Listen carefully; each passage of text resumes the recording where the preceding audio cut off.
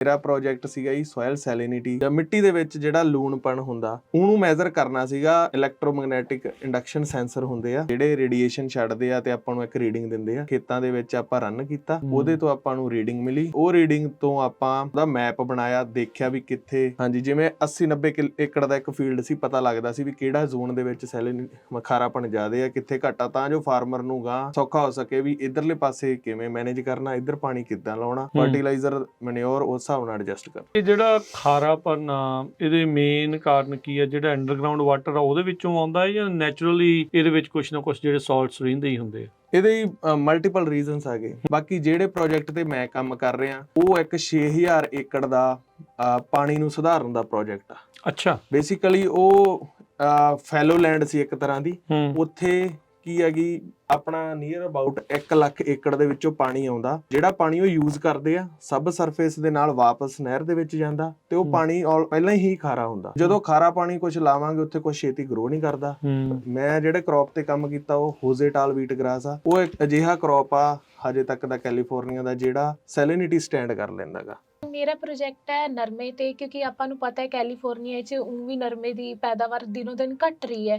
ਇਹਦਾ ਮੁੱਖ ਕਾਰਨ ਹੈਗਾ ਇੱਕ ਤਰ੍ਹਾਂ ਦੀ ਫੰਗਸ ਹੁੰਦੀ ਹੈ ਜਿਹਦਾ ਨਾਮ ਹੈ ਫੁਜ਼ੇਰੀਅਮ ਵੈਸੀਫੈਕਟਮ, ਜੋ ਕੀ ਕਰਦਾ ਹੈ ਪਾਣੀ ਦੇ ਹੁੰਦੇ ਸੌਂਦੇ ਵੀ ਨਰਮੇ ਨੂੰ ਮਤਲਬ ਪਾਣੀ ਨਹੀਂ ਲੈਣ ਦਿੰਦਾ, ਜੜ੍ਹਾਂ ਨੂੰ ਸੁਕਾ ਦਿੰਦਾ। ਮੇਰਾ ਕੰਮ ਹੈ ਇਹਨੂੰ ਚੈੱਕ ਕਰਨਾ ਤੇ ਉਸ ਤੋਂ ਬਾਅਦ DNA ਉਹਦਾ ਕੱਢਣਾ ਤੇ PCR ਰਨ ਕਰਨਾ, ਦੇਖਣਾ ਵੀ ਕਿਹੜੀ ਕਿਹੜੀ ਰੇਸ ਉਹਦੇ ਵਿੱਚ ਪ੍ਰੈਜ਼ੈਂਟ ਹੈਗੀਆਂ, ਵੀ ਕਿਹੜੇ ਕਿਹੜੇ ਤਰ੍ਹਾਂ ਦੇ ਫੰਗਸ ਆ ਉਹਦੇ ਵਿੱਚ ਹੀ ਡਿਫਰੈਂਟ ਵੈਰਾਈਟੀਆਂ। ਹਾਂਜੀ, ਵੈਰਾਈਟੀ ਚੈੱਕ ਕਰਨਾ ਵੀ ਕਿਹੜੀ ਵੈਰਾਈਟੀ ਰੈਜ਼ਿਸਟੈਂਸ ਹੈ। ਹਾਂ ਵੀ ਇਹ ਹੋਊਗੀ ਤਾਂ ਕੋਈ ਉਹਨੂੰ ਫਰਕ ਨਹੀਂ ਪੈਣਾ, ਵੀ ਆਪਦੇ ਆਪ ਨੂੰ ਬਚਾ ਸਕਦੀ ਹੈ ਕੋਟਨ ਇਹਦੇ ਹੁੰਦੇ। ਕੀ ਚੈੱਕ ਕਰਨਾ ਹੁੰਦਾ ਆ ਵੀ ਜਦੋਂ ਬੀ ਖਰੀਦਣ ਲੱਗਦੇ ਆ ਜਾਂ ਤੁਹਾਡੇ ਕੋਈ ਪਿਆ ਆ ਵੀ ਉਹਨੂੰ ਬਿਮਾਰੀ ਤਾਂ ਨਹੀਂ ਲੱਗੀ, ਕੋਈ ਖਰਾਬੀ ਤਾਂ ਨਹੀਂ ਹੈਗੀ? ਜਦੋਂ ਆਪਾਂ ਬੀ ਖਰੀਦਦੇ ਆ ਪਹਿਲੇ ਉਹਦਾ weight ਦੇਖਦੇ ਆ, ਜਿੰਨਾ ਬੀ ਹੌਲਾ ਹੋਊਗਾ ਉਨਾ ਜ਼ਿਆਦਾ ਵਧੀਆ ਹੋਊਗਾ। ਇੱਕ ਬੇਸਿਕ ਟਿਪ ਇਹ ਹੈ। ਤੇ ਦੂਜਾ ਆਪਾਂ ਇਹ ਦੇਖਦੇ ਆ ਕਿੱਥੇ ਉਹਦਾ ਰੰਗ ਤਾਂ ਨਹੀਂ ਫਿੱਕਾ, ਕਿਤੇ ਰੰਗ ਤਾਂ ਨਹੀਂ ਗੂੜਾ, ਮੇਨ ਉਹ। ਤੇ ਫਿਰ ਆਪਾਂ ਇਹ ਦੇਖਦੇ ਆ ਜਦੋਂ ਆਪਾਂ ਉਗਾਉਂਦੇ ਆ ਉਸ ਤੋਂ ਤੀਜੇ ਦਿਨ ਪਿੱਛੇ ਪਾਣੀ ਦੇਣਾ ਚਾਹੀਦਾ ਹੈ, ਕਿਉਂਕਿ ਬੇਸਿਕਲੀ ਆਪਣੇ ਕਹਿੰਦੇ ਨੇ ਵੀ ਹਾਂ ਵੀ ਜਲਦੀ ਜਲਦੀ ਪਾਣੀ ਰੋਜ਼ ਦਿੰਦੇ ਰਹੋ ਵੀ ਜ਼ਿਆਦਾ ਉਗਣਗੇ।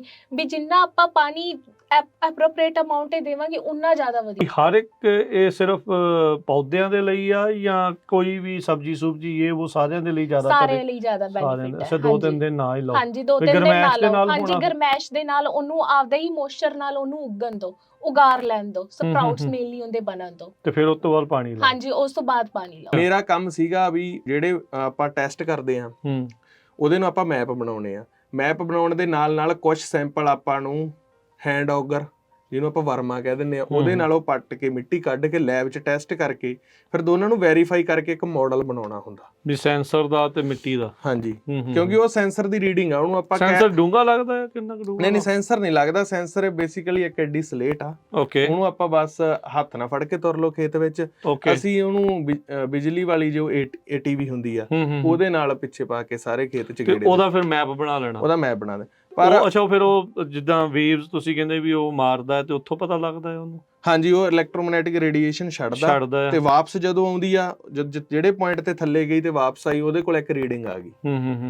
ਤੇ ਫਿਰ ਜਦੋਂ ਹੁਣ ਸੈਲਿਨਿਟੀ ਦਾ ਮੈਪ ਆ ਜਾਂਦਾ ਆ ਤੁਸੀਂ ਕੋਈ ਸੋਲਿਊਸ਼ਨ ਵੀ ਦੱਸਦੇ ਆ ਉਹ ਸੈਲਿਨਿਟੀ ਦਾ ਕੀ ਸੋਲਿਊਸ਼ਨ ਕਰਨਾ ਆ ਕਿ ਉਹਦੇ ਲਈ ਇੱਕ ਵੱਖਰਾ ਕਿਸੇ ਹੋਰ ਦੇ ਨਾਲ ਸੰਪਰਕ ਕਰਨਾ ਹੁੰਦਾ? ਉੱਥੇ ਦੀ ਪੜ੍ਹਾਈ ਤੇ ਇੱਥੇ ਦੀ ਪੜ੍ਹਾਈ 'ਚ ਤੁਸੀਂ ਕਿਵੇਂ ਜਿਹੜਾ ਉਹ ਡਿਫਰੈਂਸ 4 ਸਾਲ ਉੱਥੇ ਲਾਏ ਆ 3 ਸਾਲ ਹੁਣ ਤੁਸੀਂ ਇੱਥੇ ਲਾ ਲਏ ਆ? ਹਾਂਜੀ। ਸੋ ਕੀ ਤੁਸੀਂ ਡਿਫਰੈਂਸਿਸ ਨੋਟ ਕੀਤੇ?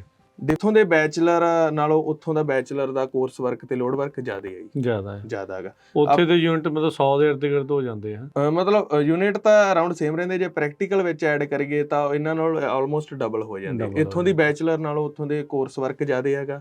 ਤੇ ਜੇ ਇਹ ਤਾਂ ਹੋ ਗਿਆ ਸਿਰਫ ਆਪਣਾ ਬੈਚਲਰ ਦਾ ਕੰਮ ਹੋ ਗਿਆ।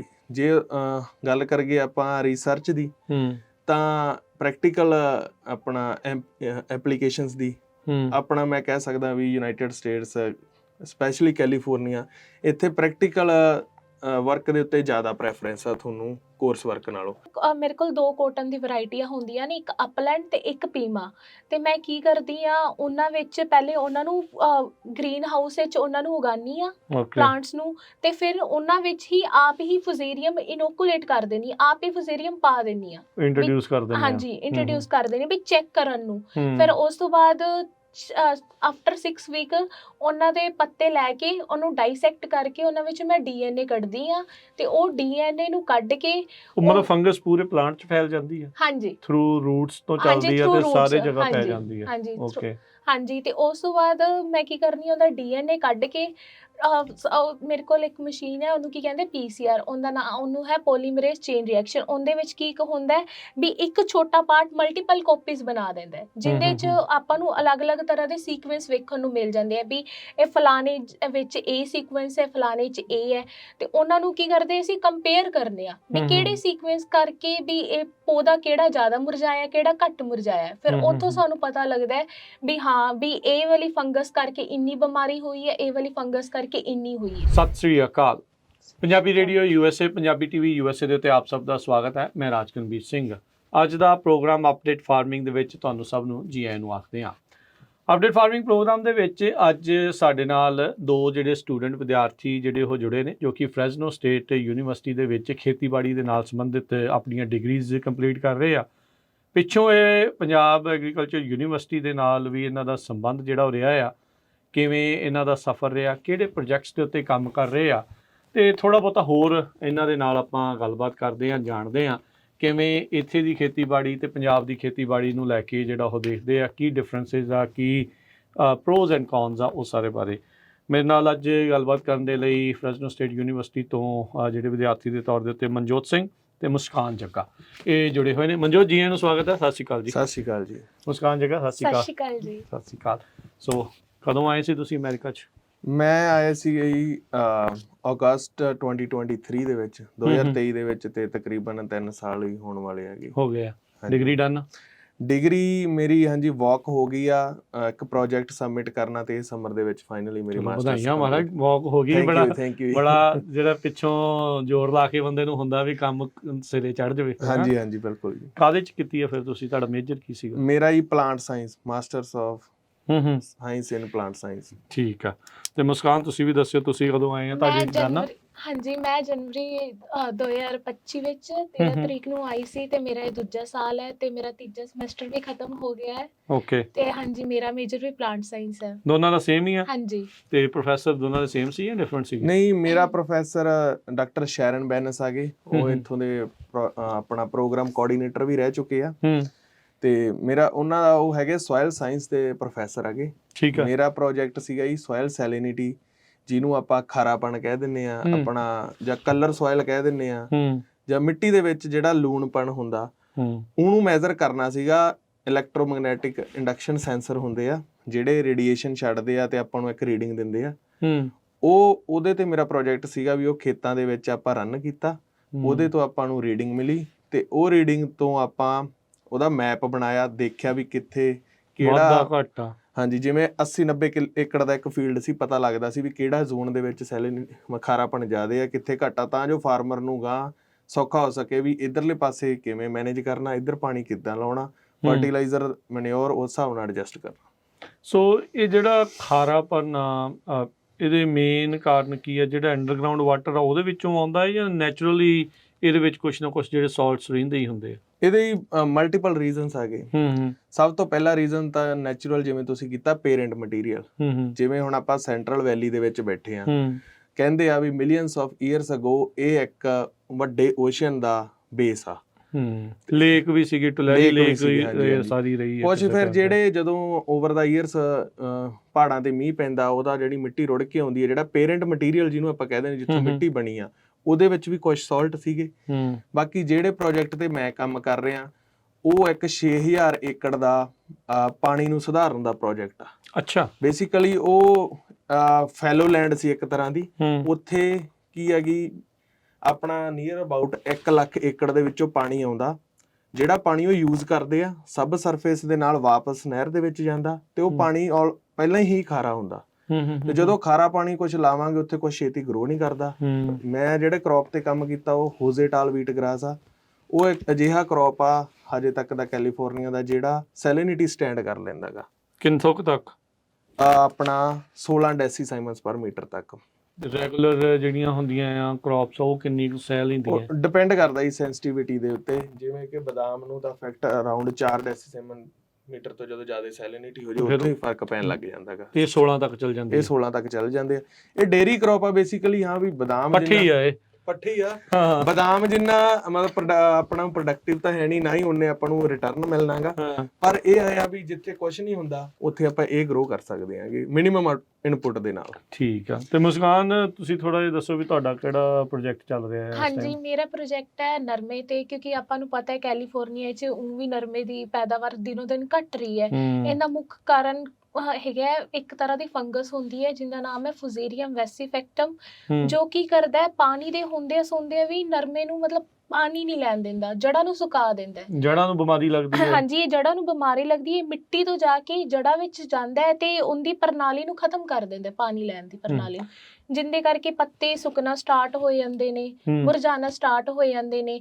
ਤੇ ਪਰਟੀਕੂਲਰ ਇੱਕ ਰੇਸ 4 ਹੈ ਜੋ ਕਿ ਸਭ ਤੋਂ ਜ਼ਿਆਦਾ ਖਤਰਨਾਕ ਹੈ। ਮੇਰਾ ਕੰਮ ਹੈ ਇਹਨੂੰ ਚੈੱਕ ਕਰਨਾ ਤੇ ਉਸ ਤੋਂ ਬਾਅਦ DNA ਉਹਦਾ ਕੱਢਣਾ ਤੇ PCR ਰਨ ਕਰਨਾ, ਦੇਖਣਾ ਵੀ ਕਿਹੜੀ ਕਿਹੜੀ ਰੇਸ ਉਹਦੇ ਵਿੱਚ ਪ੍ਰੈਜ਼ੈਂਟ ਹੈਗੀਆਂ, ਵੀ ਕਿਹੜੇ ਕਿਹੜੇ ਤਰ੍ਹਾਂ ਦੇ ਫੰਗਸ ਆ ਉਹਦੇ ਵਿੱਚ ਹੀ ਡਿਫਰੈਂਟ ਵੈਰਾਈਟੀਆਂ। ਹਾਂਜੀ, ਵੈਰਾਈਟੀ ਚੈੱਕ ਕਰਨਾ ਵੀ ਕਿਹੜੀ ਵੈਰਾਈਟੀ ਰੈਜ਼ਿਸਟੈਂਸ ਹੈ। ਹਾਂ ਵੀ ਇਹ ਹੋਊਗੀ ਤਾਂ ਕੋਈ ਉਹਨੂੰ ਫਰਕ ਨਹੀਂ ਪੈਣਾ, ਵੀ ਆਪਦੇ ਆਪ ਨੂੰ ਬਚਾ ਸਕਦੀ ਹੈ ਕੋਟਨ ਇਹਦੇ ਹੁੰਦੇ ਇਹ ਚੈੱਕ।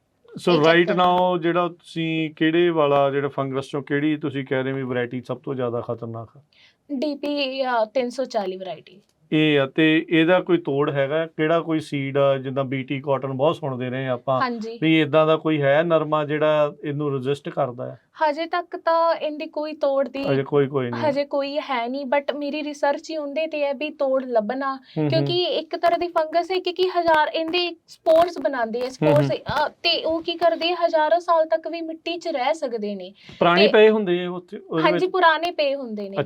ਹਾਂਜੀ, ਇਹ ਐਕਟੀਵੇਟ ਕਿੱਦਾਂ ਹੁੰਦੇ? ਇਹ ਐਕਟੀਵੇਟ ਜਦੋਂ ਇਹਨੂੰ ਮਿਲੂਗੀ, ਮੋਇਸਚਰ ਮਿਲੂਗਾ ਸੋਇਲ ਵਿੱਚ, ਉਦੋਂ ਹੀ ਐਕਟੀਵੇਟ ਹੋ ਜਾਣਗੇ। ਜਦੋਂ ਇਹਨੂੰ ਕੋਟਨ ਤਕਰੀਬਨ ਹਰ ਥਾਂ ਦੇ ਉੱਤੇ ਪਈ ਰਹਿੰਦੀ ਹੈ ਇਹ ਜਿਹੜੇ ਫੰਗਸ ਤਾਂ ਪਈ ਰਹਿੰਦੀ? ਹਾਂਜੀ, ਹਰ ਥਾਂ ਹੁੰਦੀ ਹੈ। ਤੇ ਮਾੜਾ ਜਿਹਾ ਵੀ ਮੋਇਸਚਰ ਦੇ ਨਾਲ ਹੋ ਜਾਂਦਾ ਜਾਂ ਕੋਈ ਪਾਰਟਿਕੂਲਰ ਲੈਵਲ ਆ ਮੋਇਸਚਰ ਦਾ ਵੀ ਜਦੋਂ ਜ਼ਿਆਦਾ ਹੀ ਪਾਣੀ ਲੱਗ ਗਿਆ ਫੇਰ ਹੀ ਇਹਨੇ ਐਕਟੀਵੇਟ ਹੋਣਾ? ਨਹੀਂ, ਇਹ ਹੋ ਸਕਦੀ ਹੈ ਐਕਟੀਵੇਟ, ਮਿੱਟੀ ਦੇ ਵੀ ਡਿਪੈਂਡ ਕਰਦੀ ਹੈ ਵੀ ਕਿੱਦਾਂ ਦੀ ਮਿੱਟੀ ਹੈ। ਵੀ ਕਲੇ ਵਿੱਚ ਸਭ ਤੋਂ ਵੱਧ ਹੁੰਦੀ ਹੈ ਐਕਟੀਵੇਟ, ਕਿਉਂਕਿ ਇਹਦੇ ਮੋਇਸਚਰ ਜ਼ਿਆਦਾ ਰਹਿੰਦਾ ਹੈ। ਮੋਇਸਚਰ ਜ਼ਿਆਦਾ ਹੈ। ਹਾਂਜੀ, ਅਤੇ ਆਪਣੀ ਜਿਹੜੀ ਸੈਂਟਰਲ ਵੈਲੀ ਦੀ ਮਿੱਟੀ ਆ ਇਹਦੇ ਵਿੱਚ ਤਕਰੀਬਨ ਹਰ ਥਾਂ ਦੇ ਤੇ ਫੰਗਸ ਪਾਈ ਜਾਂਦੀ ਹੈ? ਹਾਂਜੀ, ਸੈਂਟਰਲ ਵੈਲੀ ਵਿੱਚ ਇਸੇ ਕਰਕੇ ਸਭ ਤੋਂ ਘੱਟ ਨਰਮਾ ਪਾਇਆ ਜਾ ਰਿਹਾ ਹੈ। ਅੱਛਾ, ਮੈਂ ਦੇਖਦਾ ਹੁੰਦਾ ਸੀਗਾ ਕਿਉਂਕਿ ਅਸੀਂ ਜਦੋਂ ਬੇ ਏਰੀਏ ਨੂੰ ਜਾਂਦੇ ਸੀ, ਰਾਜ ਨਾਲ ਵੱਲੋਂ ਬਹੁਤ ਨਰਮਾ ਲੱਗਾ ਹੁੰਦਾ ਸੀਗਾ, ਹੁਣ ਟੋਟਲੀ ਖਤਮ ਆ, ਉੱਥੇ ਹੈ ਨਹੀਂ ਆ। ਮੇਨ ਕਾਰਨ ਹੀ ਇਹਦਾ ਫੁਜ਼ੇਰੀਅਮ ਹੈ, ਇਹ ਜਿਹੜੀ ਫੰਗਸ ਜਿਹੜੀ ਉਹ ਲੱਗ ਜਾਂਦੀ ਰਹੀ ਹੈ। ਇਹਦਾ ਕੋਈ ਦਵਾਈ ਵੀ ਹੁੰਦੀ ਹੈ? ਕੋਈ ਇਹਦੀ ਦਵਾਈਆਂ ਨੇ, ਬਟ ਦਵਾਈਆਂ ਇੰਨਾ ਕੰਟਰੋਲ ਨਹੀਂ ਕਰਦੀਆਂ। ਹੁਣ ਤੁਸੀਂ ਦੇਖੋ, ਆਪਾਂ ਦਵਾਈਆਂ ਯੂਜ਼ ਕਰਾਂਗੇ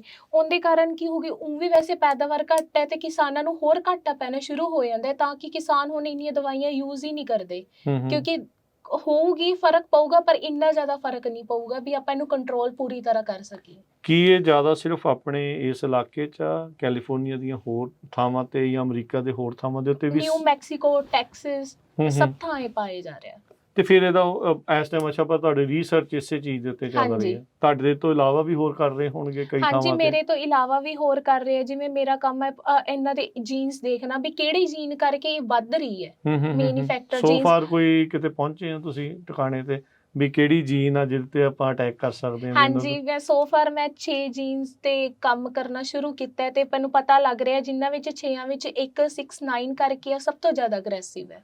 ਤੇ ਉਹਨੂੰ ਤੁਸੀਂ ਕ੍ਰਿਸਪਰ ਦੇ ਨਾਲ ਫਿਰ ਤੋੜ ਵੀ ਸਕਦੇ ਆ ਜਾਂ ਉਹਨੂੰ ਵਿੱਚੋਂ ਉਸ ਫੰਗਸ ਦੇ ਵਿੱਚੋਂ ਉਹ ਜੀਨ ਕੱਢੀ ਜਾ ਸਕਦੀ ਹੈ? ਹਾਂਜੀ, ਉਹ ਫੰਗਸ ਵਿੱਚੋਂ ਮੈਂ ਕੀ ਕਰਦੀ ਆ, ਫੰਗਸ ਪਹਿਲੇ ਉਹ ਲੈ ਕੇ ਪੱਤਾ ਲੈ ਕੇ ਉਹਨੂੰ ਆਪਦੀ ਲੈਬ ਵਿੱਚ ਪੱਤੇ ਨੂੰ ਡਾਈਸੈਕਟ ਕਰਕੇ ਉਹਦੇ ਵਿੱਚ ਉਹਦਾ DNA ਕੱਢ ਕੇ ਫਿਰ ਮੈਂ PCR ਰਨ ਕਰਦੀ ਆ, ਉਹਦਾ ਸੀਕੁਐਂਸ ਚੈੱਕ ਕਰਦੀ ਆ ਵੀ ਹਾਂ ਉਹਦੇ ਅੰਦਰ ਪਾਰਟਿਕੂਲਰ ਕੀ ਚੱਲ ਰਿਹਾ। ਠੀਕ ਹੈ। ਹਾਂਜੀ, ਸੋ ਨਹੀਂ, ਚਲੋ ਬੜਾ ਇੰਟਰਸਟਿੰਗ ਇਹ ਜਿਹੜੇ ਟੌਪਿਕ ਜਿਹੜੇ ਉਹ ਹੈਗੇ ਆ। ਤੇ ਮਨਜੋਤ, ਥੋੜਾ ਜਿਹਾ ਇਹ ਦੱਸਿਓ ਵੀ ਉੱਥੇ ਤੁਸੀਂ PAU 'ਚ ਪੜ੍ਹ ਕੇ ਆਏ ਆ? ਹਾਂਜੀ, ਉੱਥੇ ਵੀ ਪਲਾਂਟ ਸਾਇੰਸ ਦੇ ਵਿੱਚ ਹੀ ਕਰਤੀ ਸੀਗੀ ਡਿਗਰੀ ਕਿ ਉੱਥੇ ਡਿਫਰੈਂਟ ਸੀਗੀ? ਨਹੀਂ, ਉਹ ਆਪਣੇ ਉੱਥੇ BSc ਐਗਰੀਕਲਚਰ ਆਨਰਸ ਆ ਜਿਹੜਾ 4 ਸਾਲ ਦਾ ਪ੍ਰੋਗਰਾਮ ਆ, ਤੇ ਉਹ ਜਰਨਲ ਐਗਰੀਕਲਚਰ ਤਰਫ ਹੀ ਓਰੀਐਂਟਡ ਆ। ਲਾਸਟ ਈਅਰ ਦੇ ਵਿੱਚ ਆਪਣੇ ਕੋਲੇ ਆਪਸ਼ਨਲ ਹੁੰਦਾ ਵੀ ਕਿਹੜੇ ਸਬਜੈਕਟ ਤੇ ਜ਼ਿਆਦਾ ਫੋਕਸ ਕਰਨਾ। ਕਿਹਦੇ ਤੇ ਕੀਤਾ ਫਿਰ ਤੁਸੀਂ? ਮੈਂ ਕੀਤਾ ਸੀਗਾ ਜੀ ਫੂਡ ਸਾਇੰਸ ਐਂਡ ਟੈਕਨੋਲੋਜੀ ਤੇ। ਆਲਦੋ ਅੱਜ ਮੈਂ ਸੋਇਲ ਸੈਲਿਨਿਟੀ ਤੇ ਕੰਮ ਕਰ ਰਿਹਾ, ਪਰ ਉੱਥੇ ਮੈਂ ਫੂਡ ਸਾਇੰਸ ਦੇ ਵਿੱਚ ਟ੍ਰੇਨਿੰਗ ਲਾਈ ਸੀ। ਵੇਰਕਾ ਮਿਲਕ ਪਲਾਂਟ ਲੁਧਿਆਣੇ ਵੀ ਮੈਂ 2 ਮਹੀਨੇ ਕੰਮ ਕੀਤਾ ਸੀ, ਮਤਲਬ ਚੈੱਕ ਕਰਦੇ ਸੀਗੇ ਮਿਲਕ ਦੀ ਕੁਆਲਿਟੀ ਚੈੱਕ ਕਰਨੀ ਹੁੰਦੀ ਹੈ। ਹਾਂਜੀ, ਕੁਆਲਿਟੀ ਐਂਡ ਟੈਸਟਿੰਗ ਤੇ ਸਾਨੂੰ ਦੱਸਿਆ ਸੀਗਾ ਵੀ ਕਿਹੜੇ ਤਰ੍ਹਾਂ ਦੀ ਮਿਲਕ ਅਡਲਟ੍ਰੇਸ਼ਨ ਜਾਂ ਮਿਲਕ ਦੀ ਮਿਲਾਵਟ ਆ ਤੇ ਉਹਨੂੰ ਆਪਾਂ ਕਿਵੇਂ ਚੈੱਕ ਕਰਨਾ ਹੈ ਕਿੱਦਾਂ ਹੁੰਦਾ, ਕਿਉਂਕਿ ਅੱਜ ਕੱਲ੍ਹ ਤਾਂ ਬਹੁਤ ਰੌਲਾ ਆ ਵੀ ਪੰਜਾਬ ਦੇ ਵਿੱਚ ਅਕਸਰ ਇਹ ਗੱਲ ਚੱਲਦੀ ਆ ਮਨਜੋਤ ਵੀ ਜਿੰਨੀ ਖਪਤ ਆ ਉਹਨਾਂ ਦੁੱਧ ਦੀ ਪੈਦਾਵਾਰ ਨਹੀਂ ਆ, ਵੀ ਨਕਲੀ ਦੁੱਧ ਬਹੁਤ ਆ ਰਿਹਾ। ਸੋ ਤੁਸੀਂ ਆਪਣੇ ਐਕਸਪੀਰੀਅੰਸ ਚੋਂ ਆਮ ਲੋਕਾਂ ਨੂੰ ਜੇ ਦੱਸਣਾ ਹੋਵੇ ਵੀ ਤੁਸੀਂ ਕਿੱਦਾਂ ਟੈਸਟ ਕਰ ਸਕਦੇ ਹੋ ਕਿ ਕੋਈ ਕੈਮੀਕਲਾਂ ਦੇ ਨਾਲ ਹੀ ਇਹ ਟੈਸਟ ਹੁੰਦਾ ਹੈ? ਬੇਸਿਕਲੀ ਤਾਂ ਇਹ ਕੈਮੀਕਲਾਂ ਨਾਲ ਹੀ ਟੈਸਟ ਹੁੰਦਾ ਗਾ। ਜਿਹੜਾ ਆਪਾਂ ਸਿੱਧਾ ਬੋਇਲ ਕਰਕੇ ਟੈਸਟਿੰਗ ਕਰ ਸਕਦੇ ਹਾਂ ਉਹ ਤਾਂ ਬਹੁਤ ਹੀ ਇਨੀਸ਼ੀਅਲ ਸਟੇਜ ਆ, ਪਰ ਜਿਹੜੀ ਵੱਡੇ ਪੱਧਰ ਤੇ ਮਿਲਾਵਟ ਹੋ ਰਹੀ ਆ ਉਹਨੂੰ ਆਪਾਂ ਸਿੱਧਾ ਟੈਸਟ ਨਹੀਂ ਕਰ ਸਕਦੇ ਬਿਨਾਂ ਕੈਮੀਕਲਸ ਤੋਂ ਹੀ। ਕੀ ਦੇਖਿਆ ਤੁਸੀਂ ਕਿੱਦਾਂ ਦੀ ਅਡਲਟ੍ਰੇਸ਼ਨ ਜ਼ਿਆਦਾ ਆਉਂਦੀ ਹੈ ਸਾਹਮਣੇ? ਅਡਲਟ੍ਰੇਸ਼ਨ ਹੀ ਆਪਣਾ ਇੱਕ ਸਪੈਸੀਫਿਕ ਵਾਈਟ ਕੈਮੀਕਲ ਹੁੰਦਾ ਜਿਹਦੇ ਕਰਕੇ ਹੁੰਦੀ ਹੈਗੀ, ਜਿਹੜੇ ਤੇ ਉਹਦੇ ਨਾਲ ਉਹਦੇ ਵਿੱਚ ਯੂਰੀਆ ਪਾ ਕੇ ਮਿਲਕ ਬਣਾਇਆ ਜਾਂਦਾ ਜੀ। ਯੂਰੀਆ ਦਾ ਦੁੱਧ ਬਣਾ ਦਿੰਦੇ? ਹਾਂਜੀ, ਯੂਰੀਆ ਦਾ ਦੁੱਧ ਬਣਦਾ ਹੈਗਾ। ਦੇਖਣ ਨੂੰ ਐ ਉਦਾਂ ਦਾ ਸਵਾਦ ਵੀ ਉਹਦਾ ਉਦਾਂ ਦਾ ਹੀ ਹੁੰਦਾ? ਸਵਾਦ ਪਰਸਨਲੀ ਤਾਂ ਮੈਂ ਚੈੱਕ ਨਹੀਂ ਕੀਤਾ, ਪਰ ਜੇ ਮਾਰਕੀਟ 'ਚ ਵਿਕ ਰਿਹਾ ਤਾਂ ਬੇਸਿਕਲੀ ਉਹਦੇ ਵਰਗਾ ਹੀ ਹੋਊਗਾ ਜੀ। ਕੋਈ ਹੋਰ ਉਹਦਾ ਲੱਛਣ, ਕੋਈ ਸਿੰਪਟਮ ਜਿੱਥੋਂ ਪਤਾ ਲੱਗਦਾ ਹੋਵੇ ਵੀ ਇਹ ਯੂਰੀਏ ਦਾ ਬਣਿਆ ਹੋਇਆ ਦੁੱਧ ਆ, ਕੁਛ ਤੋਂ ਪਤਾ ਲੱਗਦਾ ਹੋਵੇ? ਉਹਦਾ ਜਿਹੜਾ ਇਹ ਬੋਇਲਿੰਗ ਪੁਆਇੰਟ ਡਿਫਰੈਂਟ ਹੁੰਦਾ ਹੈਗਾ। ਕਿੰਨਾ ਕੁ ਫਰਕ ਹੁੰਦਾ? ਆਪਣਾ ਜਿਵੇਂ ਨਾਰਮਲ ਦੁੱਧ ਦੇ ਨਾਲੋਂ ਉਹ ਕੁਛ ਟਾਈਮ ਜ਼ਿਆਦਾ ਲੈਂਦਾ ਉਬਲਣ ਲੱਗਿਆ, ਪਰ ਇਹ ਆਪਾਂ ਛੋਟੀਆਂ ਚੀਜ਼ਾਂ 'ਚ ਪਤਾ ਨਹੀਂ ਲੱਗਦਾ ਹੈਗਾ। ਉਹਦੇ ਲਈ ਬੇਸਿਕਲੀ ਇੱਕ ਯੂਰੀਆ ਬੇਸਡ ਟੈਸਟ ਹੁੰਦਾ ਜਿਹੜਾ ਆਪਾਂ ਕਰਕੇ ਚੈੱਕ ਕਰ ਸਕਦੇ ਹਾਂ। ਕੀ ਆਮ ਮਿਲ ਜਾਂਦਾ ਟੈਸਟ ਕਰਨ ਨੂੰ ਇਹ ਕਿ ਨਹੀਂ? ਇਹ ਲੈਬਸ ਦੇ ਵਿੱਚ ਹੀ ਅਵੇਲੇਬਲ? ਨਹੀਂ ਮਿਲ ਸਕਦਾ ਜੀ ਇਹ ਆਪਾਂ ਤੁਸੀਂ, ਪਰ ਆਪਣੇ ਉਹ ਸਪੈਸੀਫਿਕ ਸਾਰੇ ਰਿਸੋਰਸ ਚਾਹੀਦੇ ਹੈਗੇ ਉਹ ਟੈਸਟ ਸੈਟਅਪ ਕਰਨ ਲਈ।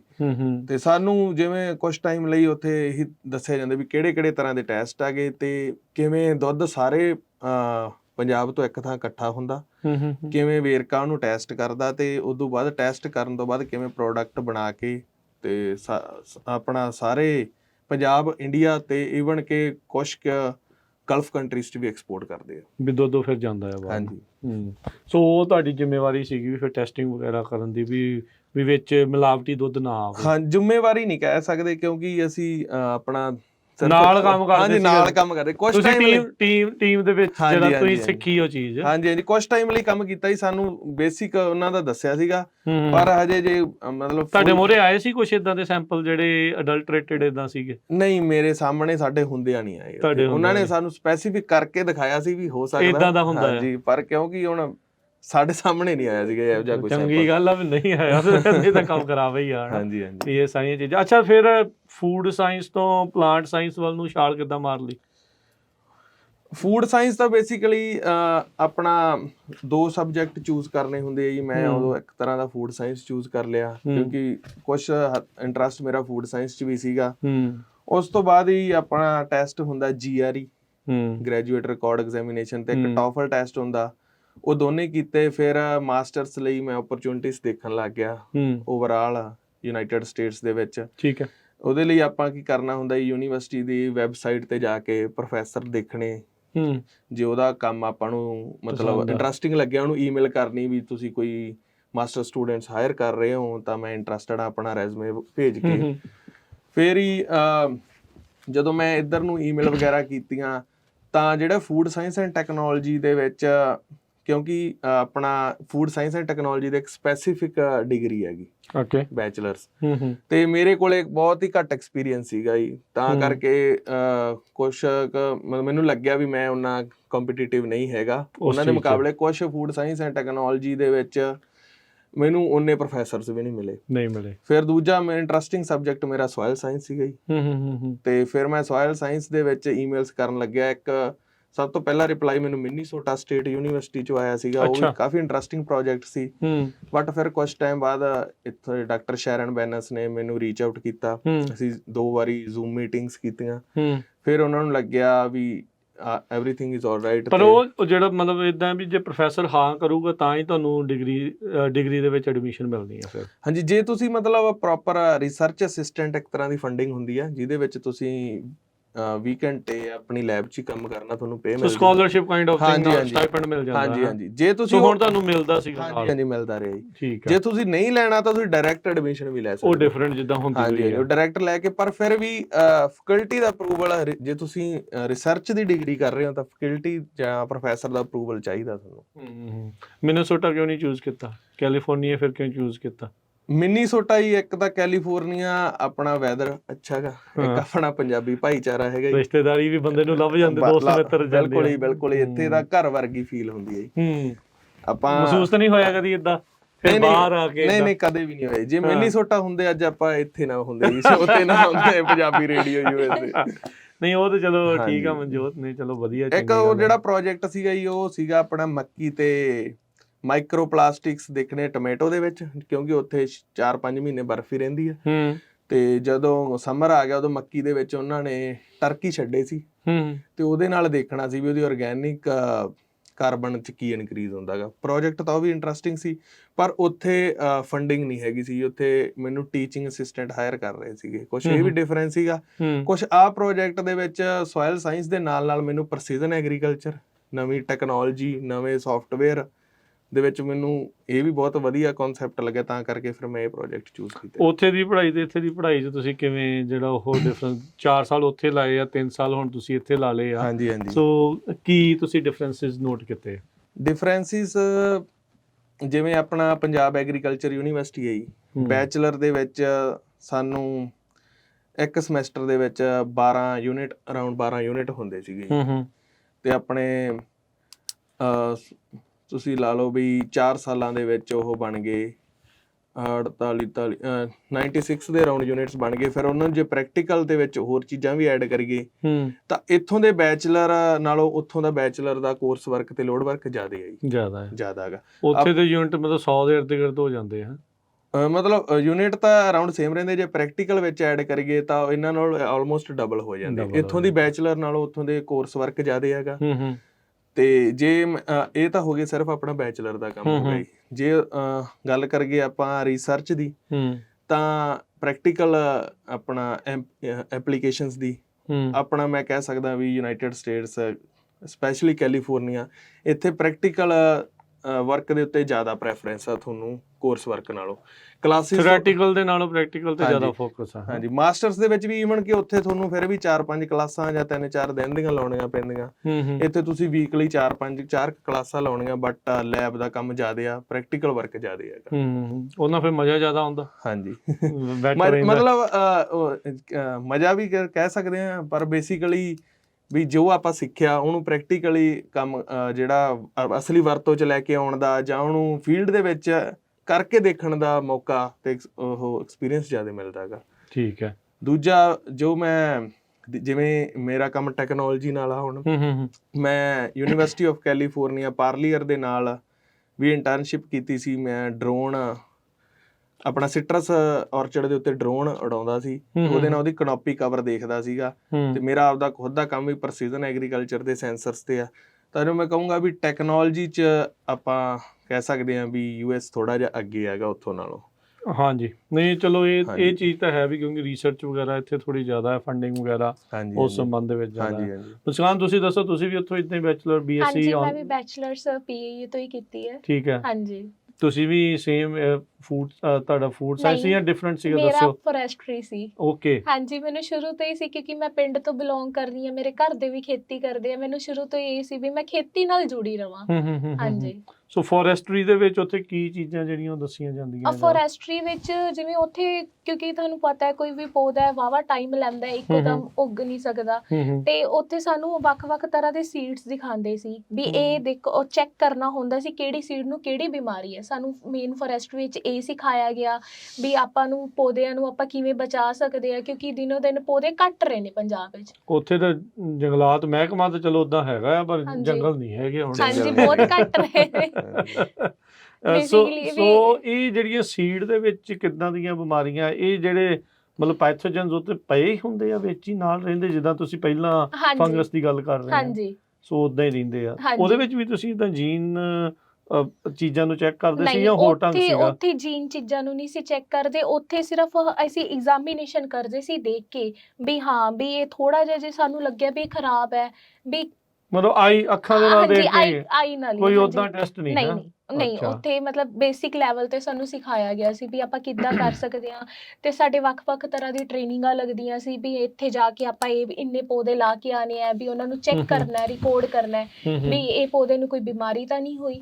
ਓਕੇ, ਹਾਂਜੀ। ਸੋ ਤੁਸੀਂ ਦੱਸੋ ਜੇ ਕੋਈ ਟਿਪ ਦੱਸਣਾ ਹੋਵੇ, ਹੁਣ ਸਾਰੇ ਜਾਣੇ ਇੱਥੇ ਮਾੜੀ ਮੋਟੀ ਬਾਗਬਾਨੀ ਕਰਦੇ ਆ, ਕੋਈ ਟਿਪ ਦੱਸੋ ਵੀ ਕੀ ਚੈੱਕ ਕਰਨਾ ਹੁੰਦਾ ਆ ਵੀ ਜਦੋਂ ਬੀ ਖਰੀਦਣ ਲੱਗਦੇ ਆ, ਜਾਂ ਤੁਹਾਡੇ ਕੋਈ ਪਿਆ ਆ ਵੀ ਉਹਨੂੰ ਬਿਮਾਰੀ ਤਾਂ ਨਹੀਂ ਲੱਗੀ, ਕੋਈ ਖਰਾਬੀ ਤਾਂ ਨਹੀਂ ਹੈਗੀ? ਹਾਂਜੀ, ਸਭ ਤੋਂ ਪਹਿਲਾਂ ਆਪਾਂ ਕੀ ਕਰਦੇ ਹਾਂ, ਜਦੋਂ ਆਪਾਂ ਬੀ ਖਰੀਦਦੇ ਹਾਂ ਪਹਿਲੇ ਉਹਦਾ weight ਦੇਖਦੇ ਹਾਂ, ਜਿੰਨਾ ਬੀ ਹੌਲਾ ਹੋਊਗਾ ਓਨਾ ਜ਼ਿਆਦਾ ਵਧੀਆ ਹੋਊਗਾ। ਇੱਕ ਬੇਸਿਕ ਟਿਪ ਇਹ ਹੈ। ਤੇ ਦੂਜਾ ਆਪਾਂ ਇਹ ਦੇਖਦੇ ਹਾਂ ਕਿੱਥੇ ਉਹਦਾ ਰੰਗ ਤਾਂ ਨਹੀਂ ਫਿੱਕਾ, ਕਿਤੇ ਰੰਗ ਤਾਂ ਨਹੀਂ ਗੂੜਾ, ਮੇਨ ਉਹ। ਤੇ ਫਿਰ ਆਪਾਂ ਇਹ ਦੇਖਦੇ ਹਾਂ ਜਦੋਂ ਆਪਾਂ ਉਗਾਉਂਦੇ ਹਾਂ ਉਸ ਤੋਂ ਤੀਜੇ ਦਿਨ ਪਿੱਛੇ ਪਾਣੀ ਦੇਣਾ ਚਾਹੀਦਾ ਹੈ, ਕਿਉਂਕਿ ਬੇਸਿਕਲੀ ਆਪਣੇ ਕਹਿੰਦੇ ਨੇ ਵੀ ਹਾਂ ਵੀ ਜਲਦੀ ਜਲਦੀ ਪਾਣੀ ਰੋਜ਼ ਦਿੰਦੇ ਰਹੋ ਵੀ ਜ਼ਿਆਦਾ ਉੱਗਣਗੇ, ਵੀ ਜਿੰਨਾ ਆਪਾਂ ਪਾਣੀ ਐਪਰੋਪ੍ਰੀਏਟ ਅਮਾਉਂਟ ਹੀ ਦੇਵਾਂਗੇ ਉਨਾ ਜ਼ਿਆਦਾ ਵਧੀਆ। ਪਹਿਲਾਂ ਜ਼ਮੀਨ ਵੱਤਰ ਕਰ ਲਓ, ਹਾਂਜੀ, ਵੀ ਗਿੱਲੀ ਗੁੱਲੀ ਕਰਕੇ ਵਾਹ ਲਓ, ਤੇ ਫਿਰ ਬੀ ਲਾ ਦੋ, ਤੇ ਫਿਰ 2-3 ਦਿਨ ਨਾ ਲਾਓ ਪਾਣੀ। ਹਾਂਜੀ, ਫਿਰ 2-3 ਦਿਨ ਦਾ ਗੈਪ ਪਾਣਾ ਚਾਹੀਦਾ ਹੈ। ਕੀ ਹਰ ਇੱਕ ਇਹ ਸਿਰਫ ਪੌਦਿਆਂ ਦੇ ਲਈ ਆ, ਜਾਂ ਕੋਈ ਵੀ ਸਬਜ਼ੀ ਸੁਬਜੀ ਇਹ ਉਹ ਸਾਰਿਆਂ ਦੇ ਲਈ ਜ਼ਿਆਦਾ? ਸਾਰਿਆਂ ਲਈ ਜ਼ਿਆਦਾ ਬੈਨੀਫਿਟ ਹੈ। 2-3 ਦਿਨ ਨਾ ਹੀ ਲਾਓ। ਹਾਂਜੀ, 2-3 ਦਿਨ ਨਾ ਲਾਓ। ਹਾਂਜੀ, ਗਰਮੈਸ਼ ਦੇ ਨਾਲ ਉਹਨੂੰ ਆਪਦੇ ਹੀ ਮੋਇਸਚਰ ਨਾਲ ਉਹਨੂੰ ਉੱਗਣ ਦੋ, ਉਗਾਰ ਲੈਣ ਦੋ, ਸਪਰਾਊਟਸ ਮੇਨਲੀ ਉਹਦੇ ਬਣਨ ਦੋ, ਤੇ ਫਿਰ ਉਸ ਤੋਂ ਬਾਅਦ ਪਾਣੀ ਲਾਓ। ਹਾਂਜੀ, ਉਸ ਤੋਂ ਬਾਅਦ ਪਾਣੀ ਲਾਓ। ਨਹੀਂ, ਚਲੋ ਠੀਕ ਆ।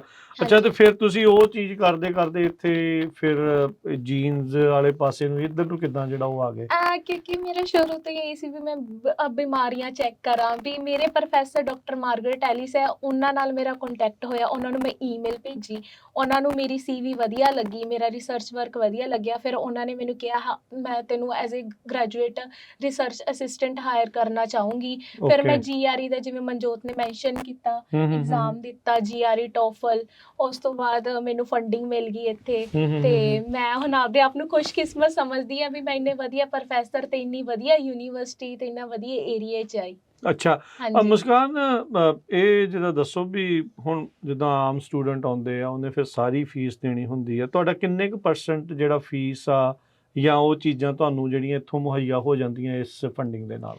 ਬੇਸਿਕਲੀ ਜਦੋਂ ਮੈਂ ਆਈ ਉਦੋਂ ਮੇਰੀ 50% ਫੀਸ ਮੈਨੂੰ ਆਪ ਭਰਨੀ ਸੀ, ਪਰ ਮੈਂ ਇੱਥੇ ਆ ਕੇ ਵਧੀਆ ਨੰਬਰ ਲਏ, ਜਿੰਦੇ ਕਰਕੇ ਹੁਣ ਮੈਨੂੰ 100% ਹੀ ਪੂਰੀ ਸਕਾਲਰਸ਼ਿਪ ਹੋ ਗਈ। ਇਹ ਤਾਂ ਬਹੁਤ ਵਧਾਈਆਂ ਮਹਾਰਾਜ, ਇਹ ਤਾਂ ਬਹੁਤ, ਇਹ ਤਾਂ ਸੋਨੇ ਤੇ ਸੁਹਾਗੇ ਵਾਲੀ ਗੱਲ ਆ।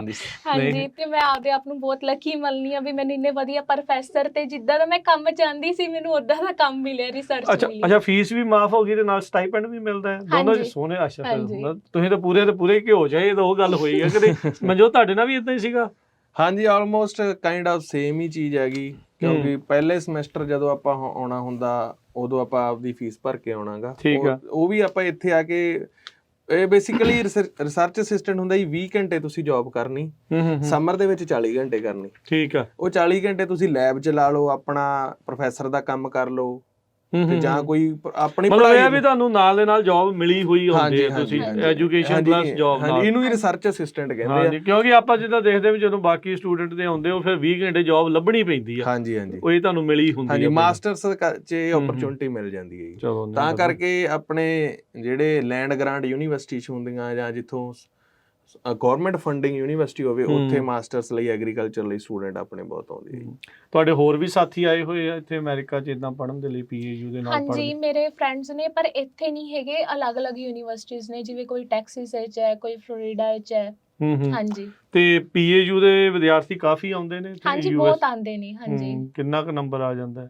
ਕੁਛ ਹੈ ਆਈਡੀਆ ਮਨਜੋਤ ਤੁਹਾਡੇ ਕੋਲ? ਹਾਂਜੀ, ਜਿਵੇਂ ਸਾਡੇ ਬੈਚ ਦੇ ਵਿੱਚ ਹੀ ਅਸੀਂ ਟੋਟਲ 180 ਜਾਣੇ ਸੀਗੇ। ਅੱਛਾ, PAU 'ਚ? ਹਾਂਜੀ, PAU 'ਚ, ਤੇ ਆਲਮੋਸਟ ਇੱਥੇ 20 ਤੋਂ 22 ਜਾਣੇ ਇੱਥੇ ਹੈਗੇ US 'ਚ। ਹਾਂਜੀ, ਤੇ ਜੇ ਮਤਲਬ ਜੇ ਟਰਾਈ ਕਰਦੇ ਰਹੋ ਤਾਂ ਆਲਮੋਸਟ ਐਵਰੀ PAU ਕੈਂਡੀਡੇਟ ਇੱਥੇ ਐਲੀਜੀਬਲ ਆ ਤੇ ਸਕਸੈਸਫੁਲ ਹੋ ਸਕਦਾ ਹੈ। ਟਿਪ ਦਿਓ ਆਪਣੇ PAU ਦੇ ਵਿਦਿਆਰਥੀਆਂ ਦੀ। PAU ਵਾਲੇ ਵਿਦਿਆਰਥੀ ਪਤਾ ਹੀ ਹੈ ਸਾਰਿਆਂ ਨੂੰ, ਸਭ ਨੂੰ ਪਤਾ ਹੀ, ਕਿਉਂਕਿ ਇਹ ਅੱਜ ਦੇ ਨਹੀਂਗੇ, ਇਹ ਜਿਹੜੇ ਹੁਣ ਆਪਣੇ ਡਾਕਟਰ ਬਰਾੜ ਆ, ਡਾਕਟਰ ਰਿਆੜ ਆ, ਫਰੈਜ਼ਨੋ ਸਟੇਟ ਦੇ ਵਿੱਚ ਆ, ਇਹ ਵੀ ਇੱਕ ਤਾਂ ਟਾਈਮ ਤੇ ਸਟੂਡੈਂਟ ਆਏ ਸੀਗੇ, PhD ਕੀਤੀ, ਪ੍ਰੋਫੈਸਰ ਲੱਗੇ। ਇਹ ਉਦੋਂ ਤੋਂ ਹੀ ਆਪਣਾ 1 ਸਾਲ ਸੀਨੀਅਰ ਨੂੰ ਜਦੋਂ ਆਪਾਂ ਦੇਖਦੇ ਆ, ਮੈਂ ਵੀ ਜਦੋਂ 2nd ਈਅਰ ਦੇ ਵਿੱਚ ਮੈਂ ਫੈਸਲਾ ਕਰ ਲਿਆ ਸੀ ਵੀ ਮੈਂ ਮਾਸਟਰਸ ਜਿਹੜਾ US ਦੇ ਵਿੱਚ ਹੀ ਕਰਨੀ ਹੈ। ਇਹ ਉਦੋਂ ਤੋਂ ਹੀ ਚੱਲਦਾ ਆ ਰਿਹਾ, ਕਿਉਂਕਿ ਇਹਨਾਂ ਨੂੰ ਵੀ ਟੈਲੈਂਟ ਦੀ ਲੋੜ ਆ, PAU ਕੋਲੇ ਟੈਲੈਂਟ ਹੈਗਾ, ਇੱਥੇ ਓਪਰਚੁਨਿਟੀਜ਼ ਹੈਗੀਆਂ, ਤਾਂ ਕਰਕੇ ਇਹ ਚੀਜ਼ ਸੰਭਵ ਹੋ ਜਾਂਦੀ ਹੈ। ਆਪਣੇ ਜਿਹੜਾ ਹੁਣ ਮੌਜੂਦਾ ਪ੍ਰੋਜੈਕਟ ਚੱਲ ਰਿਹਾ ਉਹਦੇ ਬਾਰੇ ਥੋੜਾ ਜਿਹਾ ਹੋਰ ਦੱਸੋ, ਜਿਹੜਾ ਸੈਲੈਨਿਟੀ ਨੂੰ ਲੈ ਕੇ ਜਿਹੜਾ ਉਹ ਹੈਗਾ ਆ, ਆਮ ਲੋਕਾਂ ਦੇ ਲਈ ਜਾਂ ਜਿਹੜੇ ਫਾਰਮਰ ਦੇ ਲਈ ਤੁਹਾਡੀ ਇਹ ਰਿਸਰਚ ਦੇ ਨਾਲ ਕਿਵੇਂ ਜਿਹੜਾ ਉਹ ਫਾਇਦਾ ਹੋ ਸਕਦਾ, ਜਾਂ ਤੁਸੀਂ ਇੱਥੇ ਦੇ ਕੁਝ ਲੋਟਸ ਦੇ ਉੱਤੇ ਕੀਤੀ ਹੋਈ ਆ, ਕੀ ਤੁਸੀਂ ਦੇਖਿਆ ਉਸ ਚੀਜ਼ 'ਚ? ਮੇਰਾ ਜਿਹੜਾ ਪ੍ਰੋਜੈਕਟ ਹੈ ਇਹ ਮੋਰ ਕਾਈਂਡ ਆਫ ਹੈਲਪਫੁਲ ਹੈਗਾ ਗਾ, ਜੇ ਆਪਾਂ ਇਲੈਕਟ੍ਰੋਮੈਗਨੈਟਿਕ ਇੰਡਕਸ਼ਨ ਸੈਂਸਰ ਆ ਜਿਹੜਾ ਉਹ ਫਾਰਮਾਂ ਦੇ ਵਿੱਚ ਰਨ ਕਰਨਾ। ਬੇਸਿਕਲੀ ਆਪਣੇ ਕੈਲੀਫੋਰਨੀਆ ਦੇ ਵਿੱਚ ਸੈਲਿਨਿਟੀ ਨਾਲ ਇੰਪੈਕਟਡ ਕੁਛ ਏਰੀਆਸ ਆ ਗਏ।